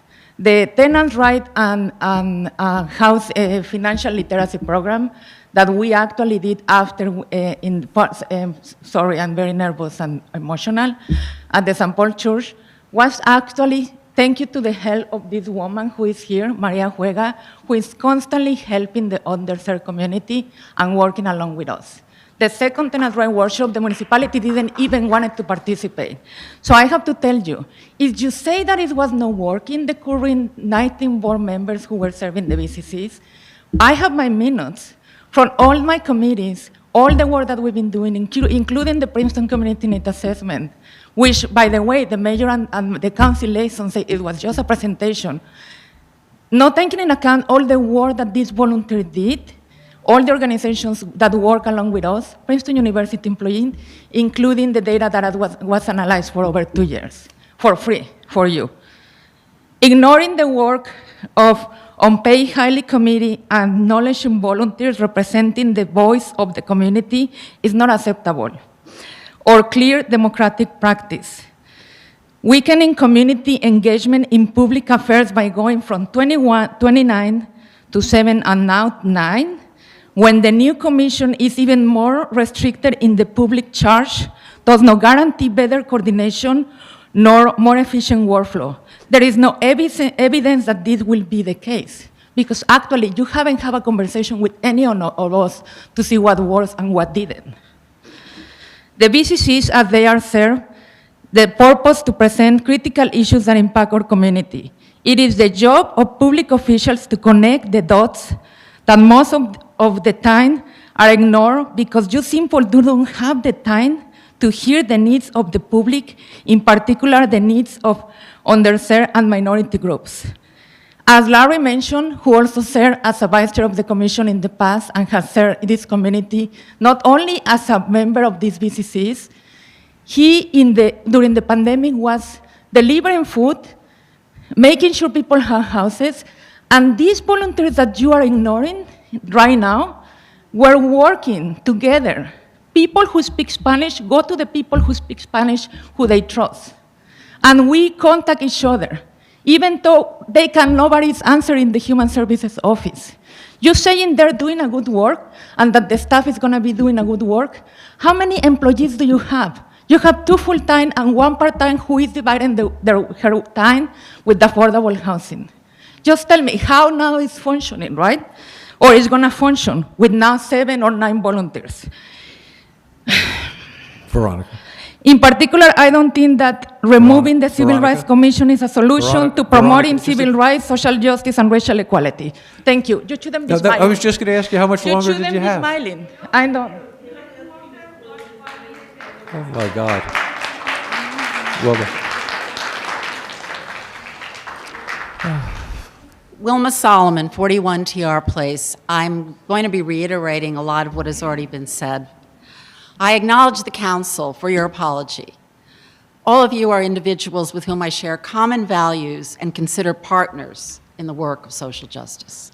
You must have been beyond frustrated and weary to have taken such a drastic step without ensuring that the Civil Rights Commission, Human Services Commission, and Affordable Housing Board were approached in a collaborative manner, presented with concerns, and instrumental in creating a solution. I urge you to do that now. Given that, I also have a strong preference for leaving the Civil Rights Commission as a standalone body. The purpose of this new committee, quote, will be to forge a community where the principles of affordable housing, human services, and civil rights converge to create a vibrant, equitable, and compassionate society. Who could disagree with that? However, thinking about the work of CRC as I am a regular attendee, it does not seem that collapsing it into this new entity with reduced participation, what seems to be a narrowing of the CRC role, will help achieve this end.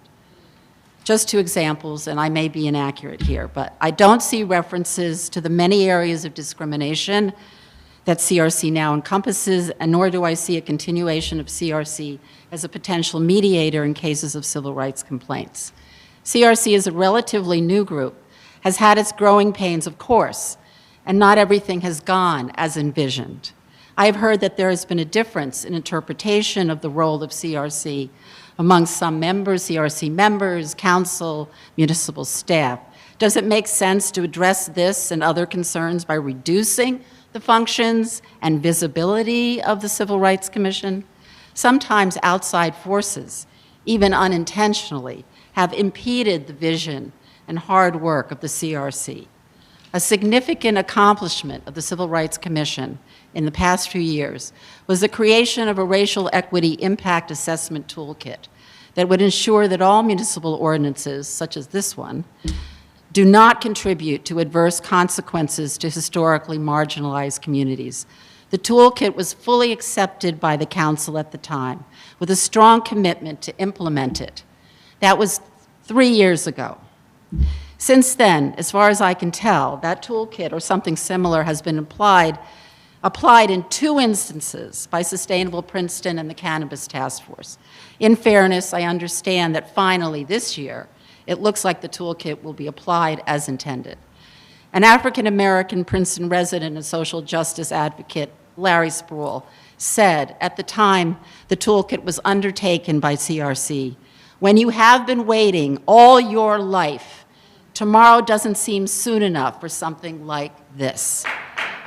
I urge you to halt this, reconsider, bring everyone together, and I do, as I say, have a preference to see CRC as its own entity to continue its needed and good work. Thank you.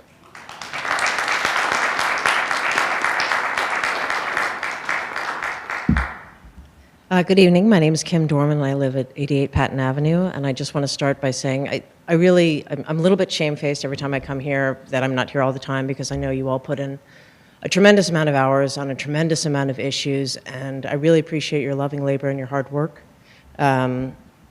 So with that said, I'm not coming here as a critic, but out of curiosity, and to share some of my experiences, such as my brief tenure on the Princeton Civil Rights Commission, and 2 things that made a big impression on me. I'm also going to quote Larry Spruill, but I wish that Tommy Parker could also be here tonight to speak on things. The first is a conversation I had with Larry Spruill, and I'll paraphrase it here. "Kim, I love this town, and it means something to me as a black man in Princeton to have something official with the words civil rights. My understanding of what Princeton CR3 can do has changed a lot over time. There was what I thought it did before I went to any meetings and before I became a commissioner, what I thought it might do when I looked at the New Jersey Division of Civil Rights, what they do at a state level, and when I realized that neither of those really matched the resemblance of what the Princeton Civil Rights Commission actually is empowered to do. It is a unique entity. I know our council people care about health, human services, and civil rights, and I imagine that there's a feeling that this consolidation makes sense. I've heard the logic. I understand where you're coming from, and that's why you've created this ordinance. Still, I have some questions. Was this new ordinance made with full input from the commissions or the public? I assume not. Was this ordinance made for reasons of efficiency or because something wasn't working with the commissions? And so how will this new consolidated board be different? Will it have teeth, as somebody said before? And also, as I'm hearing the conversation, there's a lot of talk about making sure that we're serving the underserved and also having professional people on the board. And I just ask, will professional people be the underserved people? Will we be having their voice as we're wishing to serve them? I emphasize full input because even though I am often someone who feels most comfortable behind the scenes in one-on-one conversations, I've come to understand the importance of process because of a conflict resolution training I went to. It was a pretty serious multi-day affair that began long before we came together as a group. Each attendee was given a set of community agreements, which we went over later in a one-on-one phone call with a trainer. It felt thoughtful and thorough, so I was shocked and a little annoyed when I learned that 2 hours had been set aside during the training for the whole group to go over the community agreements again. I thought, this is such a waste of time. Every single person in this room has already done this one-on-one. Why are we doing it again? Well, I can tell you that suddenly, sitting in a room with 30 or so strangers, things felt different. When we went over them again, we did want to make changes. I don't remember the changes to the agreements, but our group was changed. The discussion built trust, brought us together, and helped us to buy in more deeply to the outcome. The lesson made a big impression on me. I'm still a person who probably spends more time in one-on-one conversations than in group discussions, but I recognize that both are important, and I would like you to consider the process.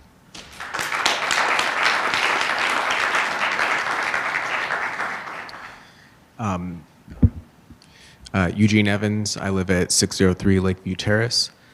I guess I wanted to echo the previously expressed concerns about how the reduced size of this proposed consolidated commission will affect the effectiveness of this commission as compared to the existing setup, and with particular concern about the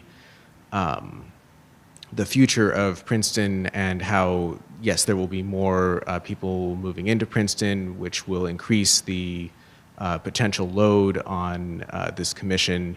And so having so few members seems like this is will make their job even more difficult.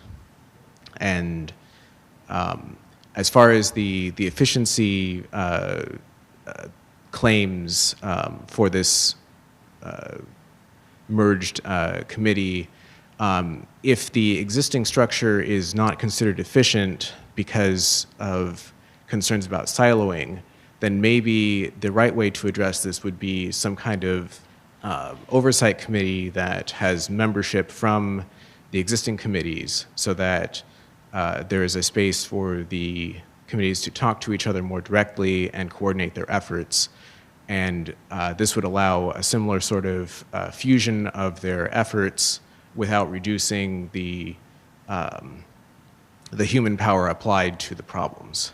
So I guess in conclusion, I feel like the proposed ordinance is should be tabled or delayed for improvements and more community input. Thank you.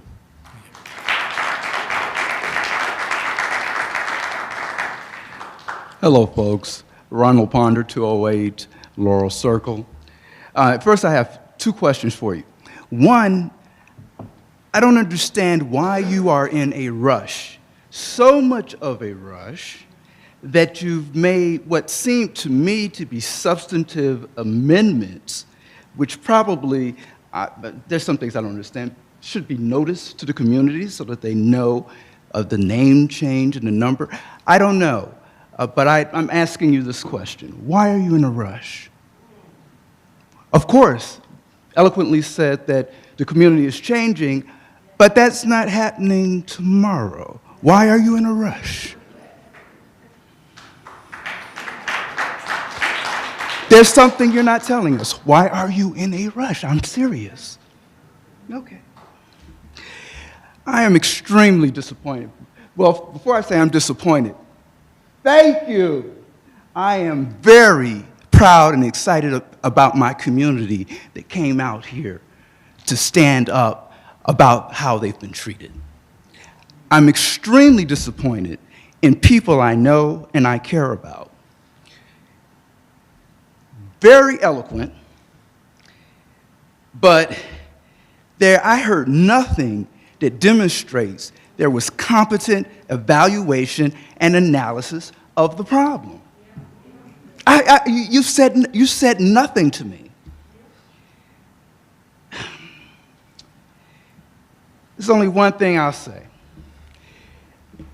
What my mother taught me, Lance, is that you are not what you say, you are how you treat people. And understand, as eloquent as you may be, that to pass this today is an extension of how you treated people at the beginning of this process. Good night.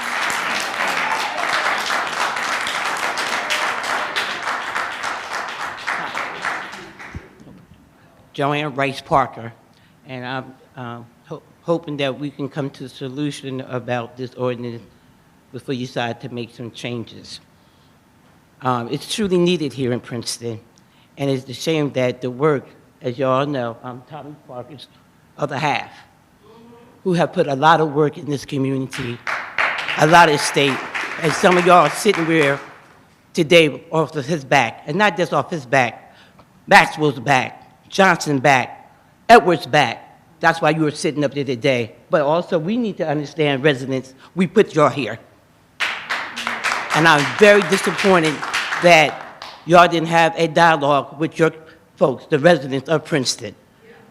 It's really hurt, and it's a smack in the face. Underhanded. You know about underhanded? You know what happened with underhanded things? It comes back and bites you. It comes back and bites you. I think that was very disrespectful. I think y'all have been very disrespectful to your resident that has all the respect for you. How about giving us some of that respect? And yes, times have changed, and all enough to make changes, you have to grow. But yes, sir, let's grow together. Don't count us out. I don't care if it's only 5%. We still have a voice. Thank you.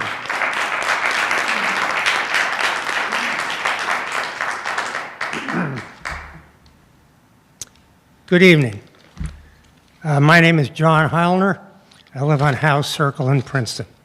So I've come out of my second retirement, this one from community service, because I view this proposed super committee or commission as very short-sighted, despite its good intentions.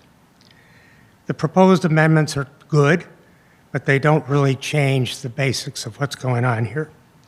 So a little background. I served for 12 years on the Human Services Commission, founding and chairing the Immigration Subcommittee.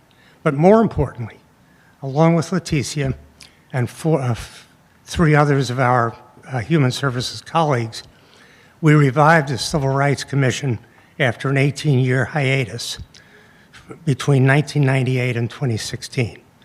It had existed and done great work for 30 years from 1968 to 98. And just during the years we worked on this, I, just an old white guy who normally wouldn't even hear about these things, became aware of two racial profiling incidents. One of a black seminary student, which Larry heard of also, and the other of a Latina driver. I'm especially distressed that under the proposal, the CRC would no longer exist on its own. Fern Sproul cited its many accomplishments. I won't go over those.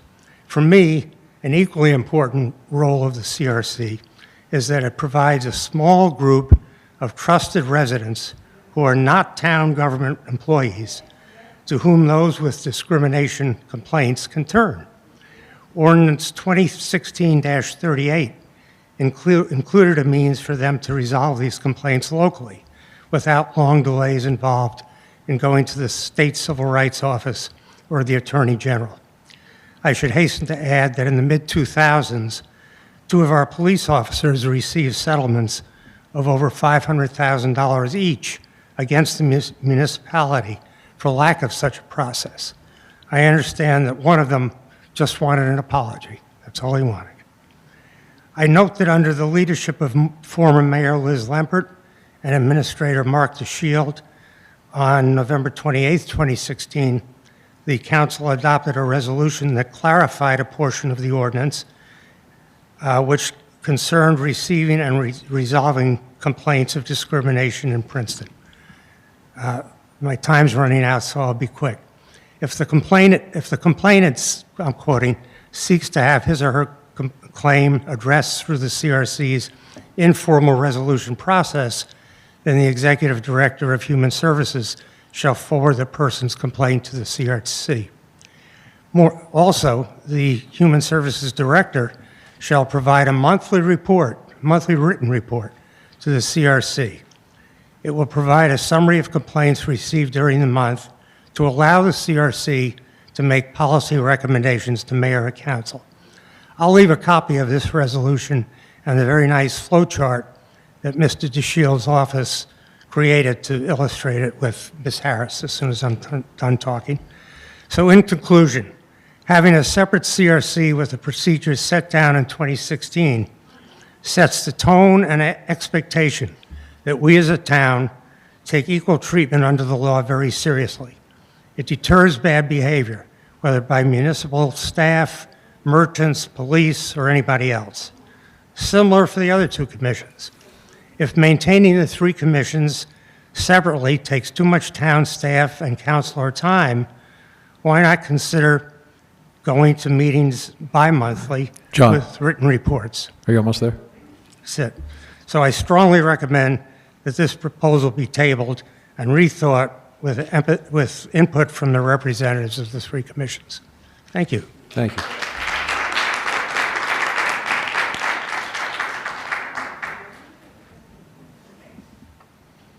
Good evening. Tom Pinio, Van Deventer Avenue. I honestly have no idea whether consolidating the boards and commissions is a good idea or a bad idea. And I don't for a minute question your intention. I believe absolutely everything each of you has said. That said, we've just heard from the veritable all-star list of community volunteers about how the process really wasn't a very good one. So I am here to add my name to that chorus of voices that is urging the tabling of this, pulling back, further discussion.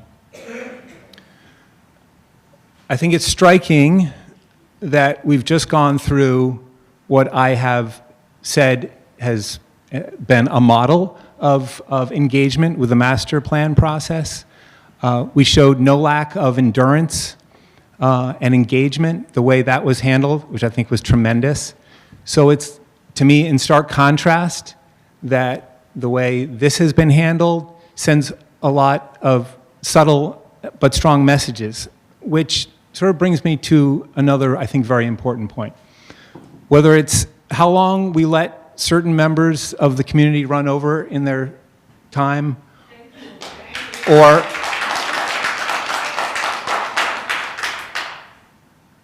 the injustices that these volunteers are working to either prevent or address have been promoted for a very long time in many subtle and nefarious ways.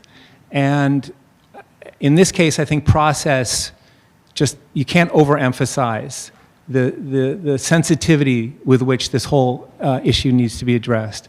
And so, again, I'm urging that this be pulled back, engage in the way that we have done recently, very effectively, and come back, as Kim said, with the buy-in. And I think it's there. I'm less, and I think that really it is about that process and that engagement. Thank you.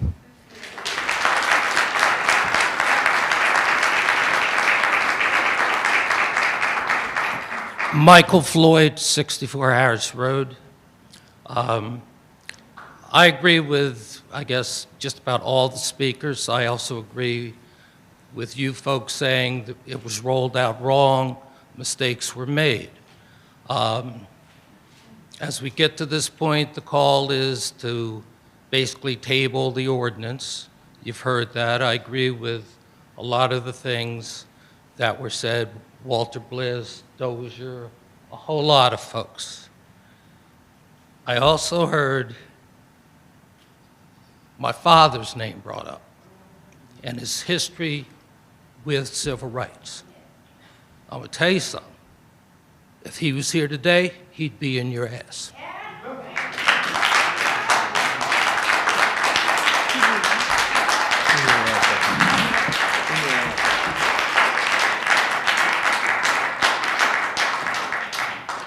Hi, my name is Virginia Kerr. I live on Jefferson Road. When I saw this ordinance, I was really surprised because it seemed to me just immediately there is a conflict to put the Civil Rights Commission into the same group as the Affordable Housing and the Human Services Commission. And that is true even if the Civil Rights Commission doesn't have the kind of broad enforcement powers. There's still a conflict. I think it also sends the wrong message to the community, really sends the wrong message. Symbolic actions are really important, and to take away, 3 bodies that have been working for many years and to crunch them down into a smaller unit is upsetting. A quote from Byron White, who served on the U.S. Supreme Court, comes to mind. There are higher values than speed and efficiency, and one of the values, there is a value in having community volunteers addressing these issues. Other people have made this point too, that when people are feeling that something wrong has happened, they may not be comfortable going to the town hall, but if you have 3 different bodies with a number of people in this kind of community, maybe there is one person that aggrieved person can turn to. And I think it's important to preserve that. I'd also like to agree with the point that I think the amendments proposed tonight are substantive amendments to the ordinance, which the reason to have a first reading of an ordinance is so that people can hear it and look at it and think about it. And at the beginning this evening, you made 4 changes: the name, the size, who appoints the chair, and a change having to do with the subcommittee that I didn't quite understand. But taken together, I do think those are substantive amendments. And my bottom line is that I agree with what others have said. This should be tabled and rethought, and there should be much more conversation. Thank you.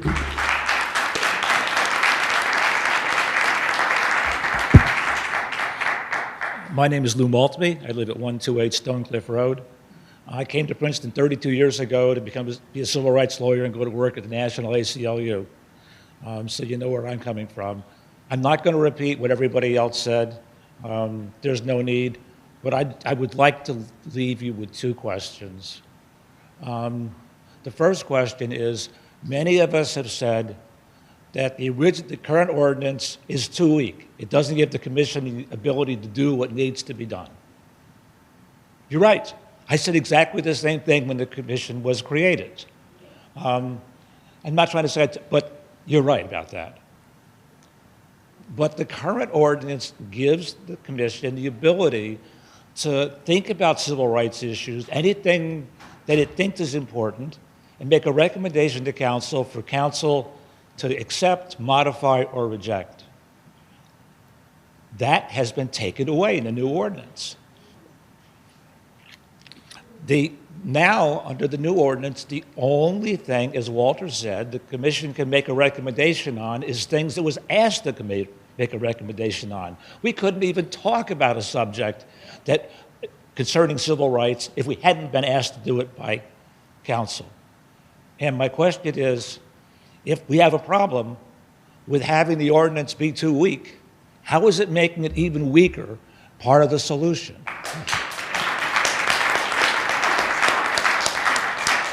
And the last point, which many people have made, I'm just echoing it, is that people make mistakes. I've bungled lots of rollouts myself.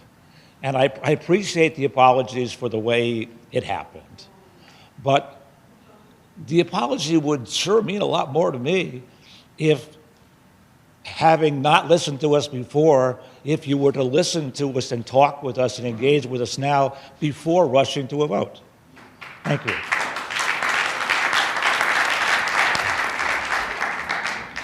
Well, I've got some good news and some bad news. The good news is you're going to hear something very different from me. I am actually... Could you just introduce yourself for the record? I was going to say, I'm Felicia Spitz at 5 Hazlitt Avenue, and I'm here in part as chair of the Princeton Housing Authority and formerly as president of Princeton Children's Fund. I want to thank you for your courage and willingness to be a catalyst for change in Princeton. One of the things I've heard repeatedly from every person that's come to the microphone is what we have has gaps, there's service that isn't happening, and there are people who remain disenfranchised in our community. I also think the definition of insanity is doing the same thing and expecting a different result. So I applaud your courage and your willingness to try something new. I want to take us back 3 years and 10 months to when the COVID outbreak began, because that's when I realized there was a serious disconnect between these committees, our governing body, and the residents who rely on them for service. The Affordable Housing and Human Services Commissions did not have the infrastructure in place to provide the help that was needed to vulnerable residents. There was no mechanism in place to convene the nonprofits so we could pool resources, share information, and work together to serve residents. These facts gave me pause at the time and induced feelings of fear and isolation. There are some of you in this room who will recall the SURF. One or two of you even helped through your role on the Housing Stability Coalition. Here were some of the gaps I personally identified in 2020. We did not know where many of our underserved residents lived, who their landlords were, if they had food resources, what languages were spoken at home, whether people had internet service or access to smart devices. We didn't even know how to contact them in case of emergency. If someone got sick, we did not have emergency contacts. There were some groups getting more service at that time based on their race and ethnicity, and others being left out because of the same.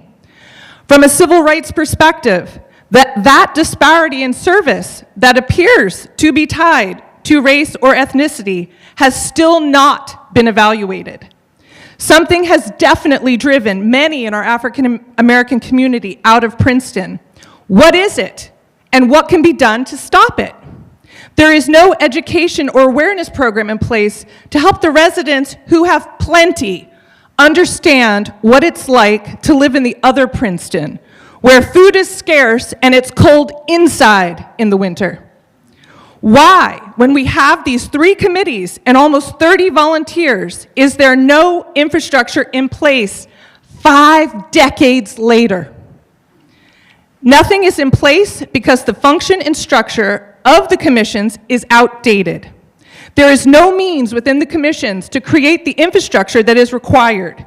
They do not assess what the end users need or experience living here. They do not track or monitor this data or share findings amongst themselves or with the governing body. Many of them decide what is needed, and their opinions form the commission agenda. No gap analysis is being performed.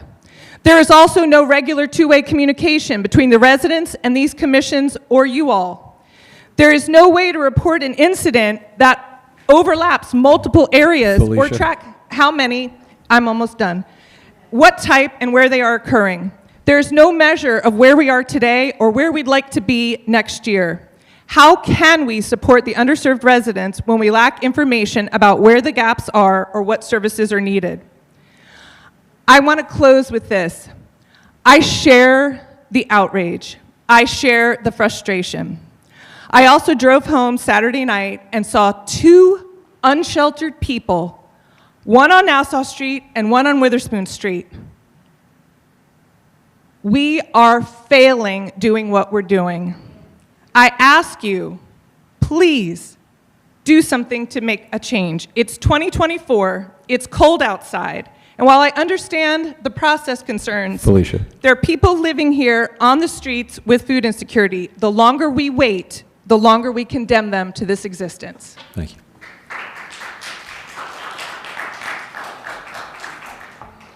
So Maria Evans, 603 Lakeview Terrace. When I came after reading the description of the proposal, I was really curious to find out how you defined efficiency, because I couldn't figure that out. If it was just efficiency of the number of meetings, if it was efficiency of time, like man hours, and I didn't really get an answer listening to the descriptions from the council members tonight. And I think that that should be at the heart when you sort of reevaluate and think about what you want to come out of this whole discussion.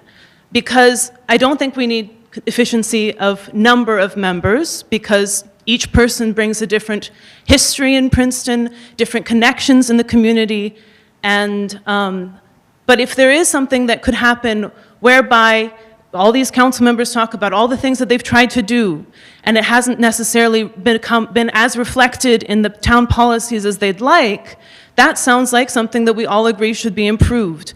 People should have ideas, people should have proposals, the discussion should happen, and then it occurs, we see a physical manifestation of improvements in the town, where I think we're all on the same page for that. I think that the most important thing is you can see tonight how disrespected community feels right now. And I think that the best way to move forward from that is for a deep explanation of how you think that consolidating the three groups would actually be efficient, how that would work, because I don't understand after listening to you talk about it, how it would work, and then listen to the feedback. If there are other ways to do it, perhaps that should be considered. That's it. Thank you. Thank you.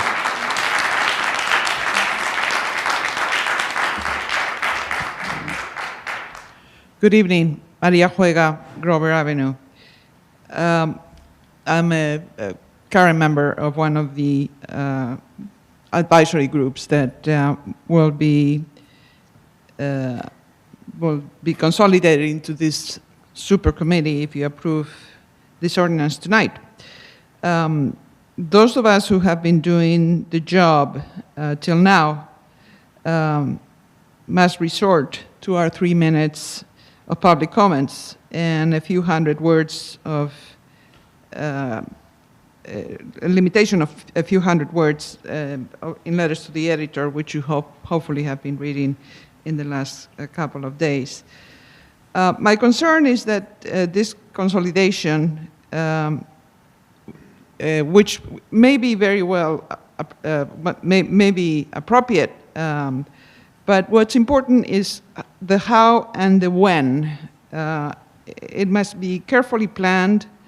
Reducing the current 3 advisory groups to 1 will most likely be at the expense of turning the process into an echo chamber, with the same voices who already have access to you because they move in your same social and political circles, have similar analytical and policy-making backgrounds, and have the resources and influence to have their opinions heard and prevail. I will use my precious 3 minutes to ask you to carefully reconsider what I'm afraid would be very negative unintended consequences for our neighbors whose voices and opinions are rarely heard and whose needs are often underestimated and ignored. And I agree with many of these needs that have been just enumerated by Felicia. It would be of little consolation to me 3 years from now to hear you say, you were right. We should have listened, as I was told recently in the same room. The damage will have been done. The pace of gentrification in our town has been going on for decades and is picking up speed. Families are being displaced to the detriment of our socio-economic diversity. Yes, we are adding significant and direly needed new affordable housing, but at the cost of displacing some of the very same people who need this housing to make room for others to come. Playing musical chairs with people's lives is a cruel game. There must be a better way to do this. In 2020, the Civil Rights Commission delivered to you a wonderful initiative, which has been mentioned several times tonight, the Racial Equity Impact Assessment Toolkit. Sadly, I don't think this filter has been used more than once or twice, again, that's been mentioned, in the various pieces of legislation and community planning that have taken place, such as the adoption of the Witherspoon Street zoning overlay, which will displace many folks. Last week, I read an article indicating that voluntarism in America is at an all-time low. Yet, here we are in Princeton, and our governing body has told 29 of us who have served, in some cases for decades, in various civic and in some cases elected positions, being told that we're redundant, quote unquote, that we represent an outdated paradigm, quote unquote. Please give yourselves and our town the time to think this through and table this ordinance. Thank you.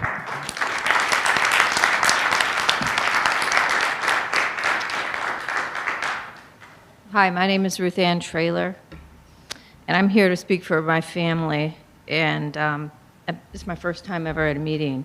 But I was in the Unitarian Congregation Church on Monday, Martin Luther King, for service, and my son texted me the Planet Princeton article about what was happening.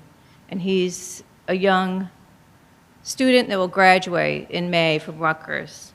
And I want to say we have a room full of people, but there's a lot of people out there that know what's going on, a lot of young people, and, you know, they're upset about it. So I'm here representing my son. But the Traylor family, both me, myself, my son, my daughter, after reading what we could about this, we recommend that this would be put on hold and listen to all the people.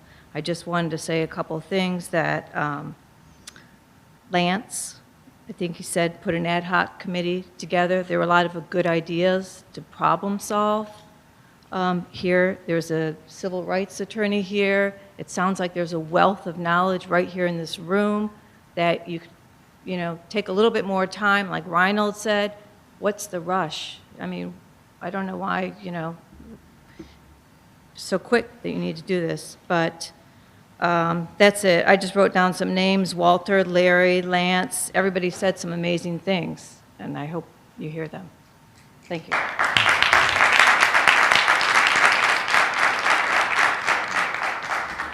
Owen O'Donnell, Snowden Lane. I did not expect to speak tonight, and I certainly didn't expect to be the last word. However, what I heard this evening was, as the gentleman said, an all-star lineup of community volunteers who spoke. And, you know, it seemed to me like there were at least 35 of the 29 commissioners who were probably speaking tonight. But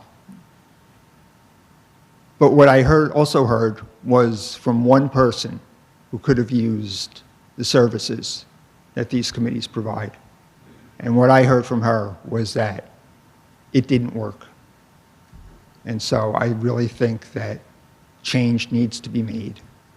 And however the rollout was, you can argue that, but in my opinion, there needs to be change to really affect the lives of the citizens of Princeton.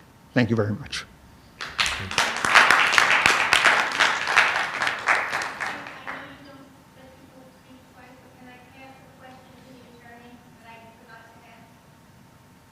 Ask the question, and then we'll see if we're going to answer it.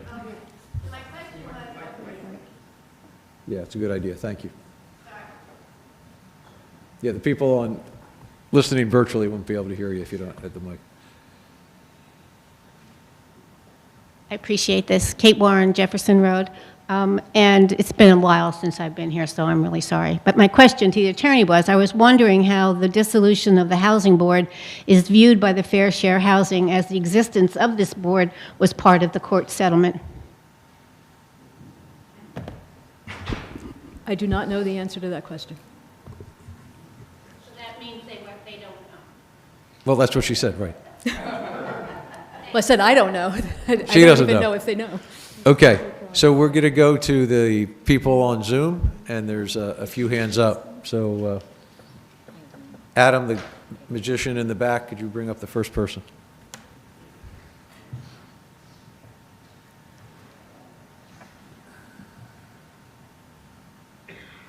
Carol?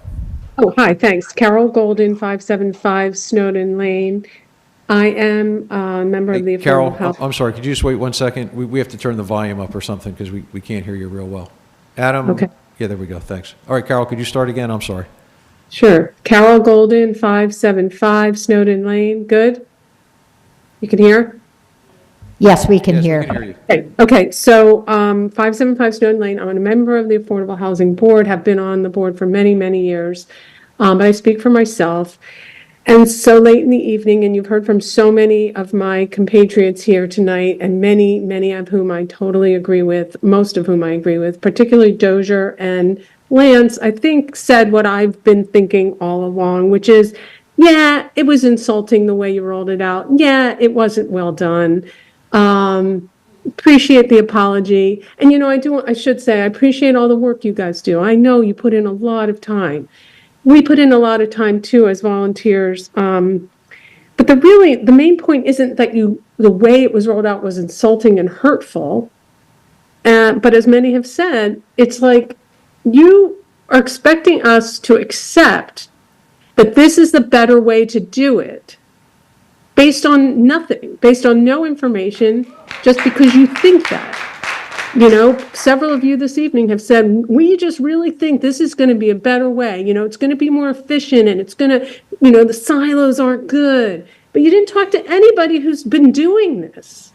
And that's the part that doesn't make any sense. And I know that others have said this, but it really, it's just so short-sighted and it just shows like it almost belies that you actually don't care what we think. Like, you actually think you know better how to do it.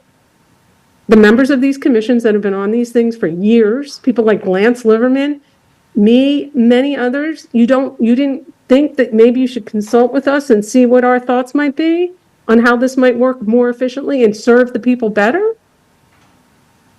So the lack of transparency, the insult was just, you know, an added little benefit there. But it really feels like in a town like this, with all these dedicated volunteers, you guys among them, that we could have talked about this. It could have been rolled out in a way that said, you know, hey, you guys over there at Affordable Housing and you guys over there at Human Services, let's talk about, like, what's the overlap here? Like, how much time do you spend on these issues? How much time do you spend on that issue? How do the civil rights issues enter into your discussions? Does that happen a lot? Does it not? But no, there was nothing. It was just a 7 p.m. email that I didn't even receive. And I do hope you pull this and think about it more. To ask us now to, in 3 minutes, give you what I think might be the best way to do it is not gonna work. So if anyone wants to talk to us, I'd be happy to be involved in any conversations that go forward. Thanks. Thank you.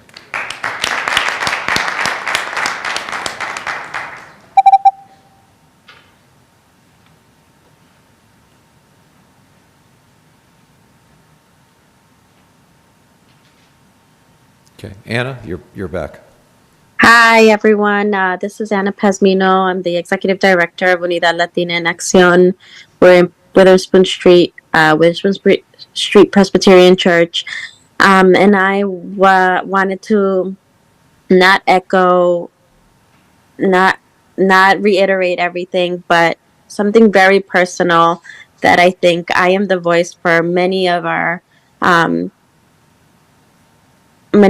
workers in Princeton that don't actually have access to come to these council meetings and voice their opinion about all these things that happen without community input.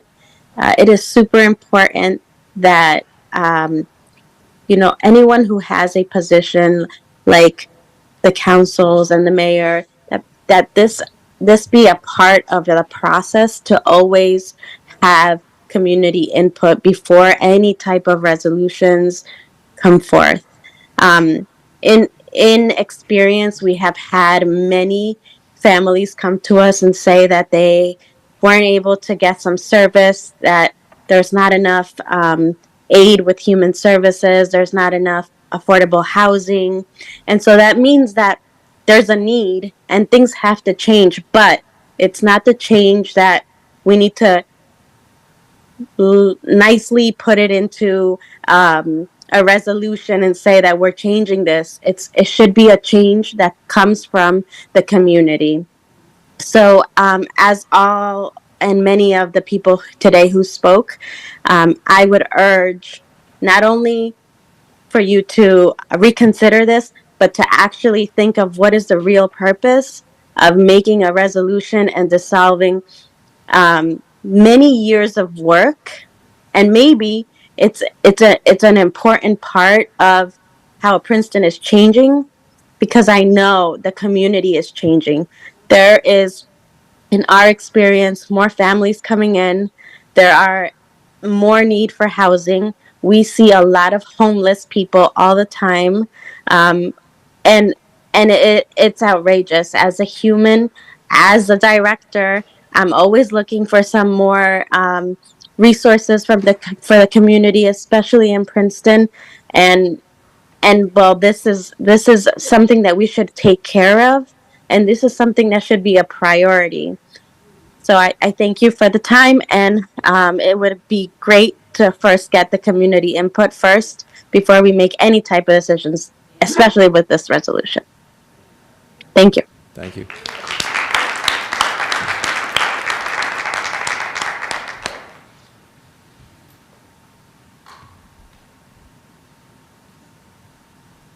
Alma, can you, there you go.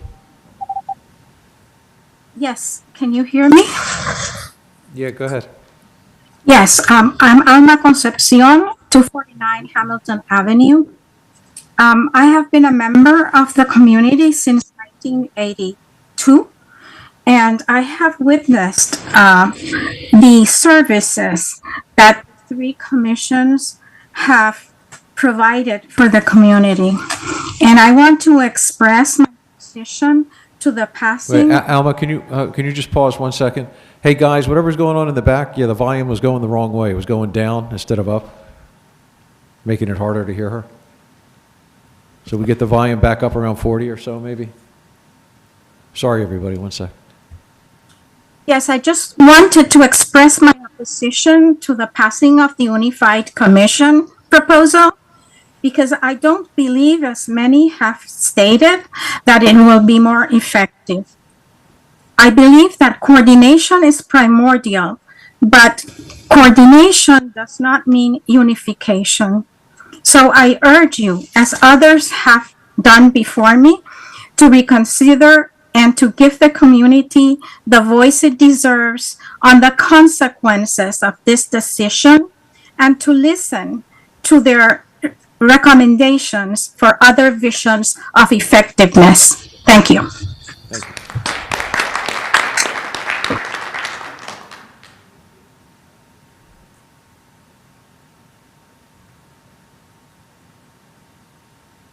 Sharon?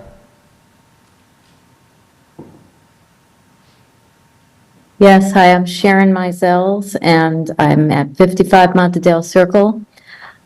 I just want to say that I heard Leighton and Letitia and the other council members and appreciate your apology. I hope that you will table tonight's ordinance to meet the needs that were unmet by the way this is proposed to happen. And yeah, I'm part of the chorus. I think the people that spoke tonight have expertise and experience, and that it would show us and them respect and consideration. And I think it would meet your goals in the end more effectively. So thank you. Thank you.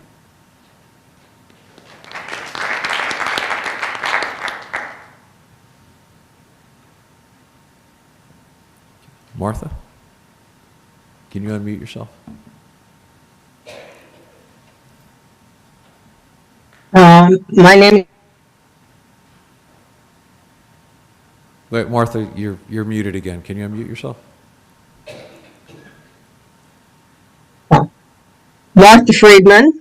I live on Jefferson Road. I am not on any of these commissions at all. I've read about the changes that were made by council in town topics. It really resonated with me that there hadn't been any discussion about this, and it made me concerned that why would we go through from so many volunteers, I think 27 volunteers over 3 different commissions, down to only 7, and I guess it's now 9. I just wanted to voice my opinion. I was glad to hear all the speakers tonight, and I would like you to table the ordinance and form a group to reassess. Thank you. Thank you.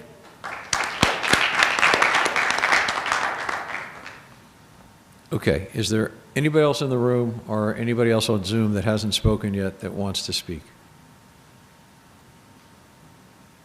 Okay, let's jump back up to Mayor and Council and comments, questions from council members. Leticia. Yes, first, thank you for your heartfelt comments. They are very compelling. But I also want to say and perhaps even correct one statement that I heard today about that the Civil Rights Commission or committee has been inactive since 1998. I mentioned earlier how I had done a lot of research and have a historical timeline of what civil rights, different forms of the Civil Rights Commission has existed in Princeton. And in April of 1998, there was an interlocal services agreement between the township and the borough, which established the Princeton Human Services Department, which was not in place before.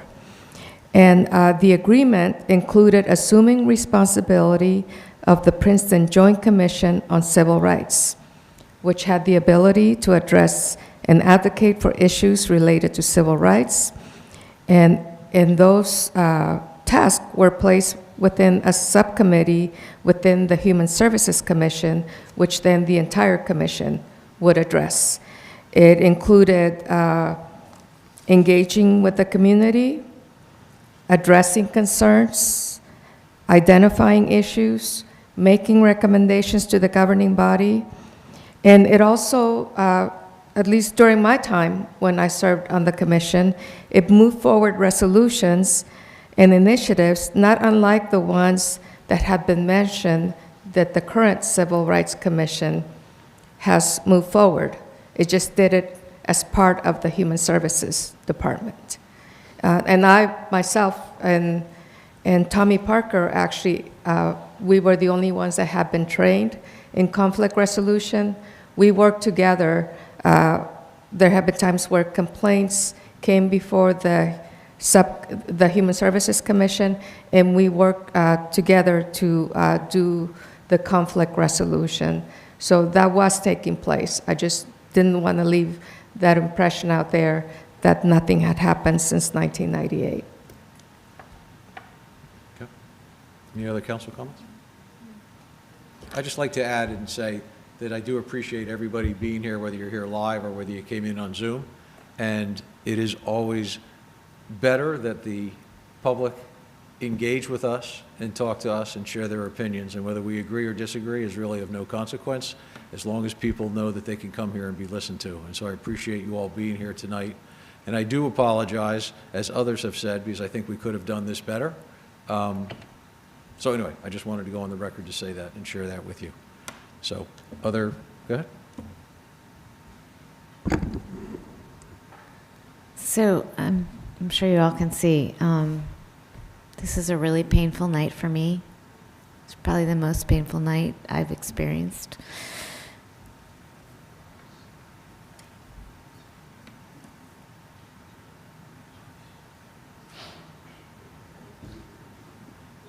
So many of you are like family to me. And I don't know what the right answer is. But I know that what we have now is not working. That I know. And I know we all agree on that. And one constituent wrote a letter to me about what the situation was in Community Park School for his kids, which was just 20 years ago. And it was no different than when I attended Community Park School, which was a lot longer than 20 years ago. And it is no different today. And nothing is different in this town than when I grew up. And we have had all of these committees for all of this time. Nothing is different. It's worse. And I'm just telling you, I don't know if what we're proposing today is the right answer. I don't know. But I know we can't keep doing the same thing.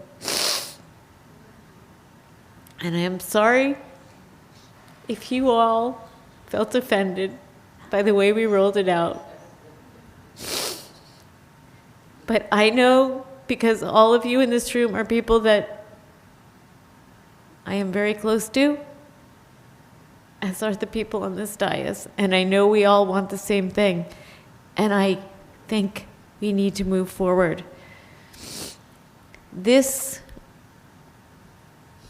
What we're proposing to me is a floor. It's the minimum. I know there is a staff restructuring. And I think there is now one half of the sky, which is health, community services, affordable housing, and we have a very capable administrator, Jeff Grosser, and I know that he needs input from the public in the form of an advisory committee with people who have expertise and professional background that can help him. That's the minimum. There is a lot more that we need, but we need to get started with that. I have had extensive conversations in the past few weeks with members of in particular, the Civil Rights Commission, and I don't think that there are many areas in the Civil Rights Commission that aren't a neat fit for this committee. But I think we need to get started with something. That doesn't mean that we can't have many additional things, but I don't think we should hold up this one committee waiting to figure out everything else that we need. And I have given my personal commitment to many of you that I will work with you to figure out what the right fit is in terms of I believe we need a community-wide conversation on reparations, but I don't think that can just be in the context of a municipal committee. I think it needs to include our houses of faith, the university, our school district. That is a wider conversation. There are many objectives that the Civil Rights Commission would like to accomplish. They have not, some things have happened, some things have not happened. At any rate, I believe that we need to get started with something as the floor. And I don't think we have an unfortunate tendency in Princeton to talk for years on end and not take action. And I would like us to take some action tonight. Thank you. Other council comments or questions? Eve? Go ahead. Sorry? I'm sorry. Oh, I'm sorry. Leighton, do you have your hand up? Well, let me just jump in. I just want to make clear, I didn't say it before, but if I didn't say it before, I just want to say, I'm very sorry, too, for the way that we rolled this out. It wasn't the intention, and I'm hoping, no matter how we move forward, that there will be total community engagement. You all bring a wealth of experience. We need to continue to have more dialogue. So we'll figure it out, but I just wanted to say I'm sorry for the way it rolled out because it wasn't intended to be that way. I'm sorry? Well, I was just trying to see if anybody else had comments. Go ahead, Eve. Yeah. I do want to address a couple of the things that were said tonight. A couple of people have referred to the CRC as an independent body. None of our BCCs are really independent bodies. They're appointed by the council. They're part of the municipal government. They're not independent entities, and I'm not sure why. I'm not sure because they're not independent, and I think if you're looking for a body that is independent, that is not any of these committees. It's not that these committees can't provide input into the community and to the council, but they are not independent entities. And I think to characterize them as that is just a complete misconception. I also wanted to recognize Lou Maltby for a very thoughtful email that he sent, and I think Walter Bliss repeated or referred to also some of the same things. So I think the ordinance, even as amended, needs further work, and I hope that all of you will see fit to, I would like to say that, like Mia, I feel that we need to start, and I support approving this ordinance tonight because I think we need to start making change, and because I think the system that we have in place has not worked, and we need to try something new. But many elements of the ordinance, I think, can be revised and improved. And if people are interested, I would definitely be available to meet. And, again, some of the suggestions that Walter and Lou made, the ordinance as it exists is very sparse, and some things are implied, but I would be, in support of making them explicit. I also want to say that I'd like to suggest that the municipality design and disseminate a brief survey, both paper and online, in English and Spanish, to those in the community who receive services from the town to assess how we're doing and how we can improve. I think this survey should be distributed at roughly the same time that we launch the new committee. And the new committee itself, as some of our BCCs currently do, should issue an annual report after roughly a year detailing what it's accomplished, what still remains, and before that annual report, I would like to see a second survey, and I hope that would be instituted annually to assess what the issues are, what the problems are, and how we're doing, and how we can improve. So I do feel, I understand Dozier's question, why now? Because the current structure has existed for, 50 years, and we're not getting the job done. We need to try something different. I mean, somebody, I don't want to quote, maybe it was Felicia, insanity is doing the same thing over and over and expecting a different result. And like Mia, I cannot tell you this is the solution, but we need to try something. We need to try something different. And I am open, and I think all of us are open. I think Mia characterized it very well. This is the floor. This is the first step. Let's move forward with this. For those of you who are not too angry to engage with us, we would like to engage. If you're angry and upset, I understand that, and I'm sorry about that, but I still think there are issues and problems that we need to work on together. And so I ask that, if possible, you, even if you're angry and upset at us, at me, that we are able to work together to address the issues that we're facing and make progress for people in our community who need these services. Something shocking, at least to me, and maybe that stresses that I lead a privileged life, but at a recent meeting, I was told that the statistic on people who are unhoused has increased by 400% in recent years.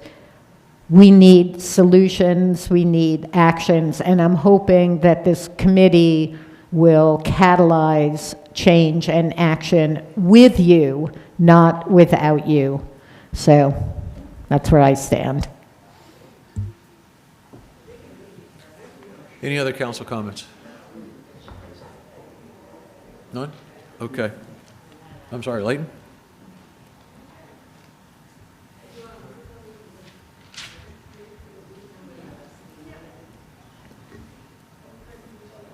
Tonight has been more than difficult. First thing I want to say is that Tommy Parker, the ex-chair of the Civil Rights Commission,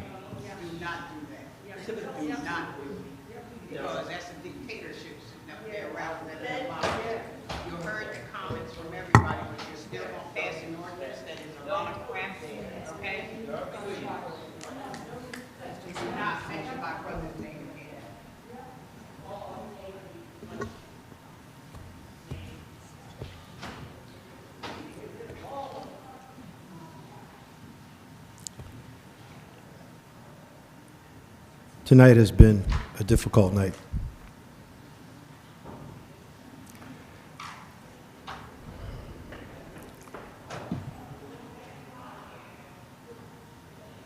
I came down here when I was a community activist in 2010 and appeared before this body when there was a revaluation in Princeton, and every home in the Witherspoon-Jackson neighborhood doubled in property value and went up by 50% in their property taxes. That started the mass exodus from Princeton for many, many African-American families. I came down here that night and did my very, very, very best to convince the then sitting council and mayor, and I don't know if Lance Liverman is still here, but he was up on that dais that night. Nobody listened to me. I was heard, but nobody listened. And I know that many of you are feeling the same way I felt that night. But as I said earlier, leadership is not for the faint of heart. And as you just heard, people just left this room. And one of the people that had comments to me are the sister of Tommy Parker, and Tommy Parker's son, may he rest in peace, Tume, was my godson. So if you don't think that this has had a critically lasting effect on me, you would be very wrong. But at the end of the day, what we have right now can work better. And to the people in here that may think that I've turned my back on my community, I really hope over time that you will search your hearts, because the people in here have known me for most of my whole life. And as I said earlier, I would never disenfranchise the least of us. And that is in no way my intention. Mike Floyd stood up here tonight, respectfully, and referenced his father, whom I respect greatly. And we are here in no way trying to disparage or take Princeton backwards or disrespect anyone in this room.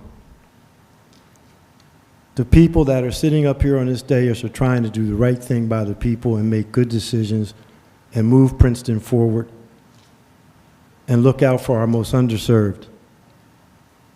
And we believe that it can be done better, and we're trying to find a path to go in that direction. And we are asking those people who serve on the boards, we are asking those people who are in this room to help us shape the future of Princeton in a way that makes sense. This is not easy on any of us. But there is time, and I have talked with Trish, there is time for us to craft this, to get input, to build our base, to shape this ordinance, and to make it what it needs to be. As I said, as difficult as this is, and as disenfranchising as this is, my truth is that I think we are doing the right thing, and I think there is still time, I know there is still time to get adequate input from everybody in this room and from those that care about racial justice, social justice, gentrification, hunger, poverty, affordable housing, to get this right. Our job here on council is to move this town forward, and we still have time to get input. And we need to move boldly and with courage into the future. And if we have done anything to disenfranchise the people in this room, that has never been our intention.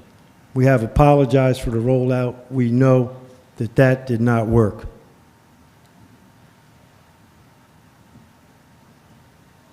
But I believe that we should move forward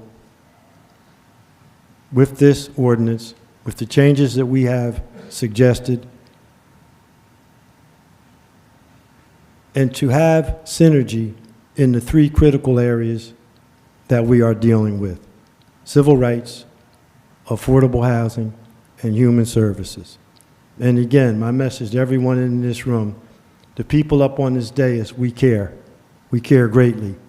We spend a lot of time reading, studying, and trying to make the best decisions that we can for the people that live in this town.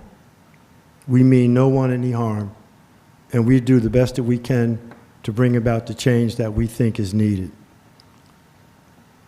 Again, this has been the most difficult time that I have been serving on this council, and I would ask people just to search not only my heart, but the hearts of everybody here, and know that we are not the enemy. We are doing the best that we can. And we would ask you to understand that and to believe in us like we believe in you. Thank you. Okay. Any other council comments? All right, roll call vote. I'm sorry? Yes. Mayor, the motion was by Ms. Fraga and seconded by Mr. Newland.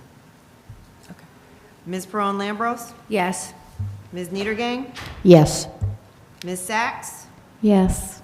Ms. Fraga? Yes. Mr. Newland? Yes. Carried. Thank you. Next up is a public hearing on ordinance 2024-02, an ordinance of the municipality of Princeton disbanding the sewer committee and repealing section 2-81 of the code of the borough of Princeton, New Jersey, 1974. Is there a motion on that? Eve's got the motion. Is there a second? Michelle's got the second. Council comments? Sorry.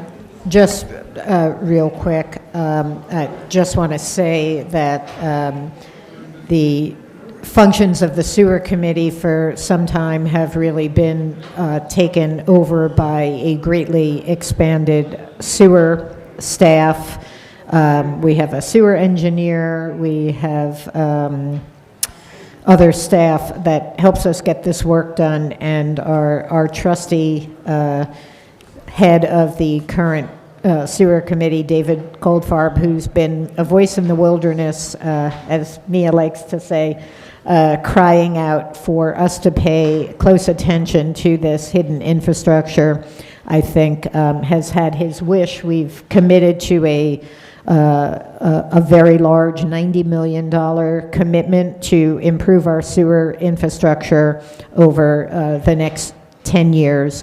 And David, as the liaison to the Stony Brook Millstone Sewer Authority, will continue to meet quarterly with our Infrastructure and Operations Committee so that his wisdom and his knowledge on sewer matters will continue to be heard, and his input will continue to be vitally important for us moving forward. So I'm sure he's not here listening, but I just wanted to give him that shout out for his years of dedication and for really getting us to move forward on this issue. So, thanks.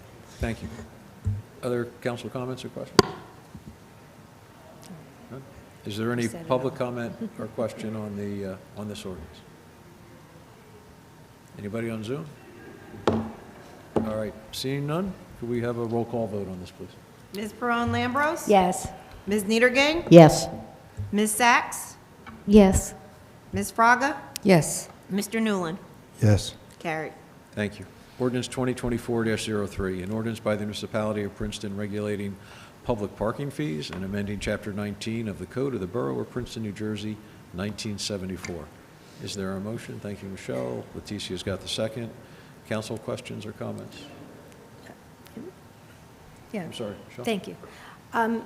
Yeah, this is a really good example of the town and business community experience Princeton working together to talk to the businesses about a problem and helping find the solution. The problem being the service lane with a conflict of delivery trucks all day with parking. So this, is part of the solution. And now I have to give credit where credit's due on the 90-minute parking idea. This is new for the town, so thank you to my colleague Mia for coming up with it. So the idea is you get 15 minutes to go wherever you're going, you've got an hour meeting and 15 minutes to go back, or whatever it might be. So I think the 90 minutes is innovative, and this will be just on Witherspoon Street, not only in the service lane, but in the other part in front of the library too. So thank you all for a good mission here. Okay. Any other questions or comments by the council? Any public comment or questions, either in the room or on Zoom? All right, seeing? I'm sorry. Thanks, Kim. Thank you. Yeah, I was asking if there's any public comment either in the room or on Zoom. All right, seeing none, roll call vote, please. Ms. Perron-Lambros? Yes. Ms. Niedergang? Yes. Ms. Sachs? Yes. Ms. Fraga? Yes. Mr. Newland? Yes. Okay, next up is an ordinance introduction, ordinance 2024-04, an ordinance authorizing the lease of a portion of the Community Park South Tennis Facility for a public purpose to the Princeton Tennis Program pursuant to local lands and building law NJSA 40A 12-14C and NJSA 40A 12-15I. Public hearing February 12th, 2024. Sir, thank you, Michelle, introducing that, and Eve for seconding that. It's a roll call vote. Ms. Perron-Lambros? Yes. Ms. Niedergang? Yes. Ms. Sachs? Yes. Ms. Fraga? Yes. Mr. Newland? Yes. Carried. I just want to add, Mayor, you need to add like a beat to these, how you read them with all the numbers and everything. Got it. Okay, resolutions are up next. 2436, resolution of the Mayor and Council of Princeton authorizing the approval of the Governor's Council on Alcoholism and Drug Abuse DMHAS Youth Leadership Grant in the amount of $9,244. Leticia's got the motion, and Eve's got the second. Questions or comments? Seeing none, all in favor, please say aye. Aye. 24-37, resolution of the Mayor and Council of Princeton authorizing the award of a professional services agreement to T&M Associates for 2024 landfill gas monitoring, groundwater sampling, and annual inspection for an amount not to exceed $74,300. Is there a motion?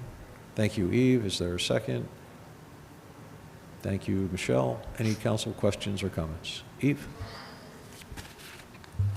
Deanna, I'd like to put you on the spot and I think quote a movie, maybe The Agony and the Ecstasy. When will there be an end to it? Like when are we going to be done with the work on at this site? And can you just give us a brief sketch? Sure. Thank you. So the landfill is on municipal property. commonly known as 298 River Road. It is located more directly to the south of the Stony Brook Regional Sewerage Authority.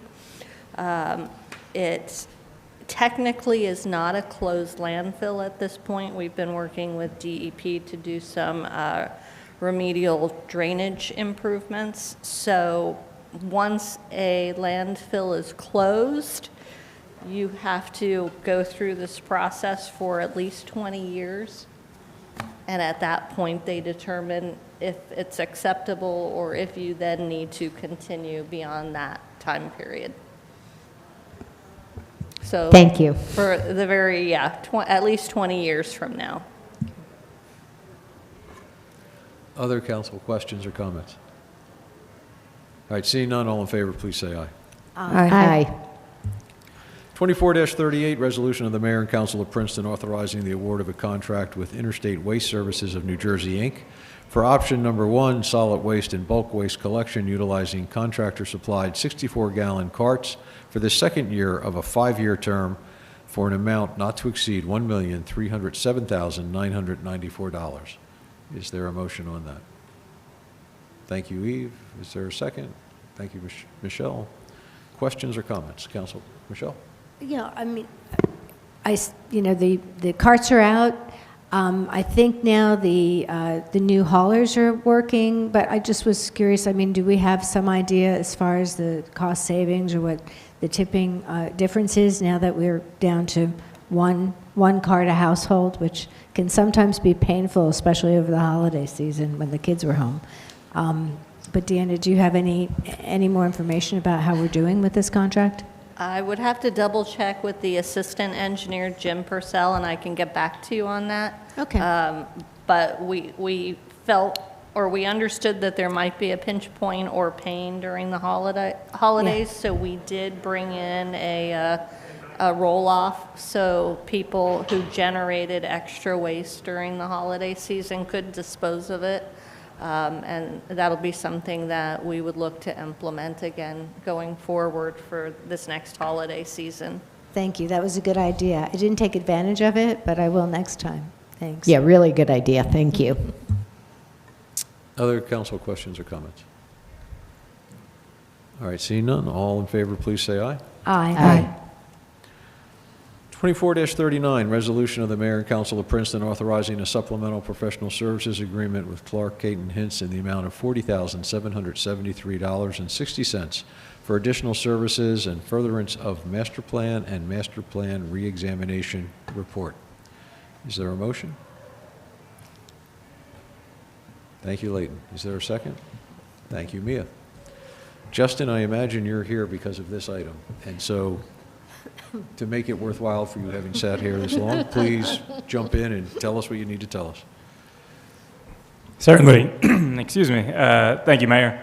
As you may know by now, the master plan was adopted on November 30th, and it was the municipality's first overhaul in 27 years.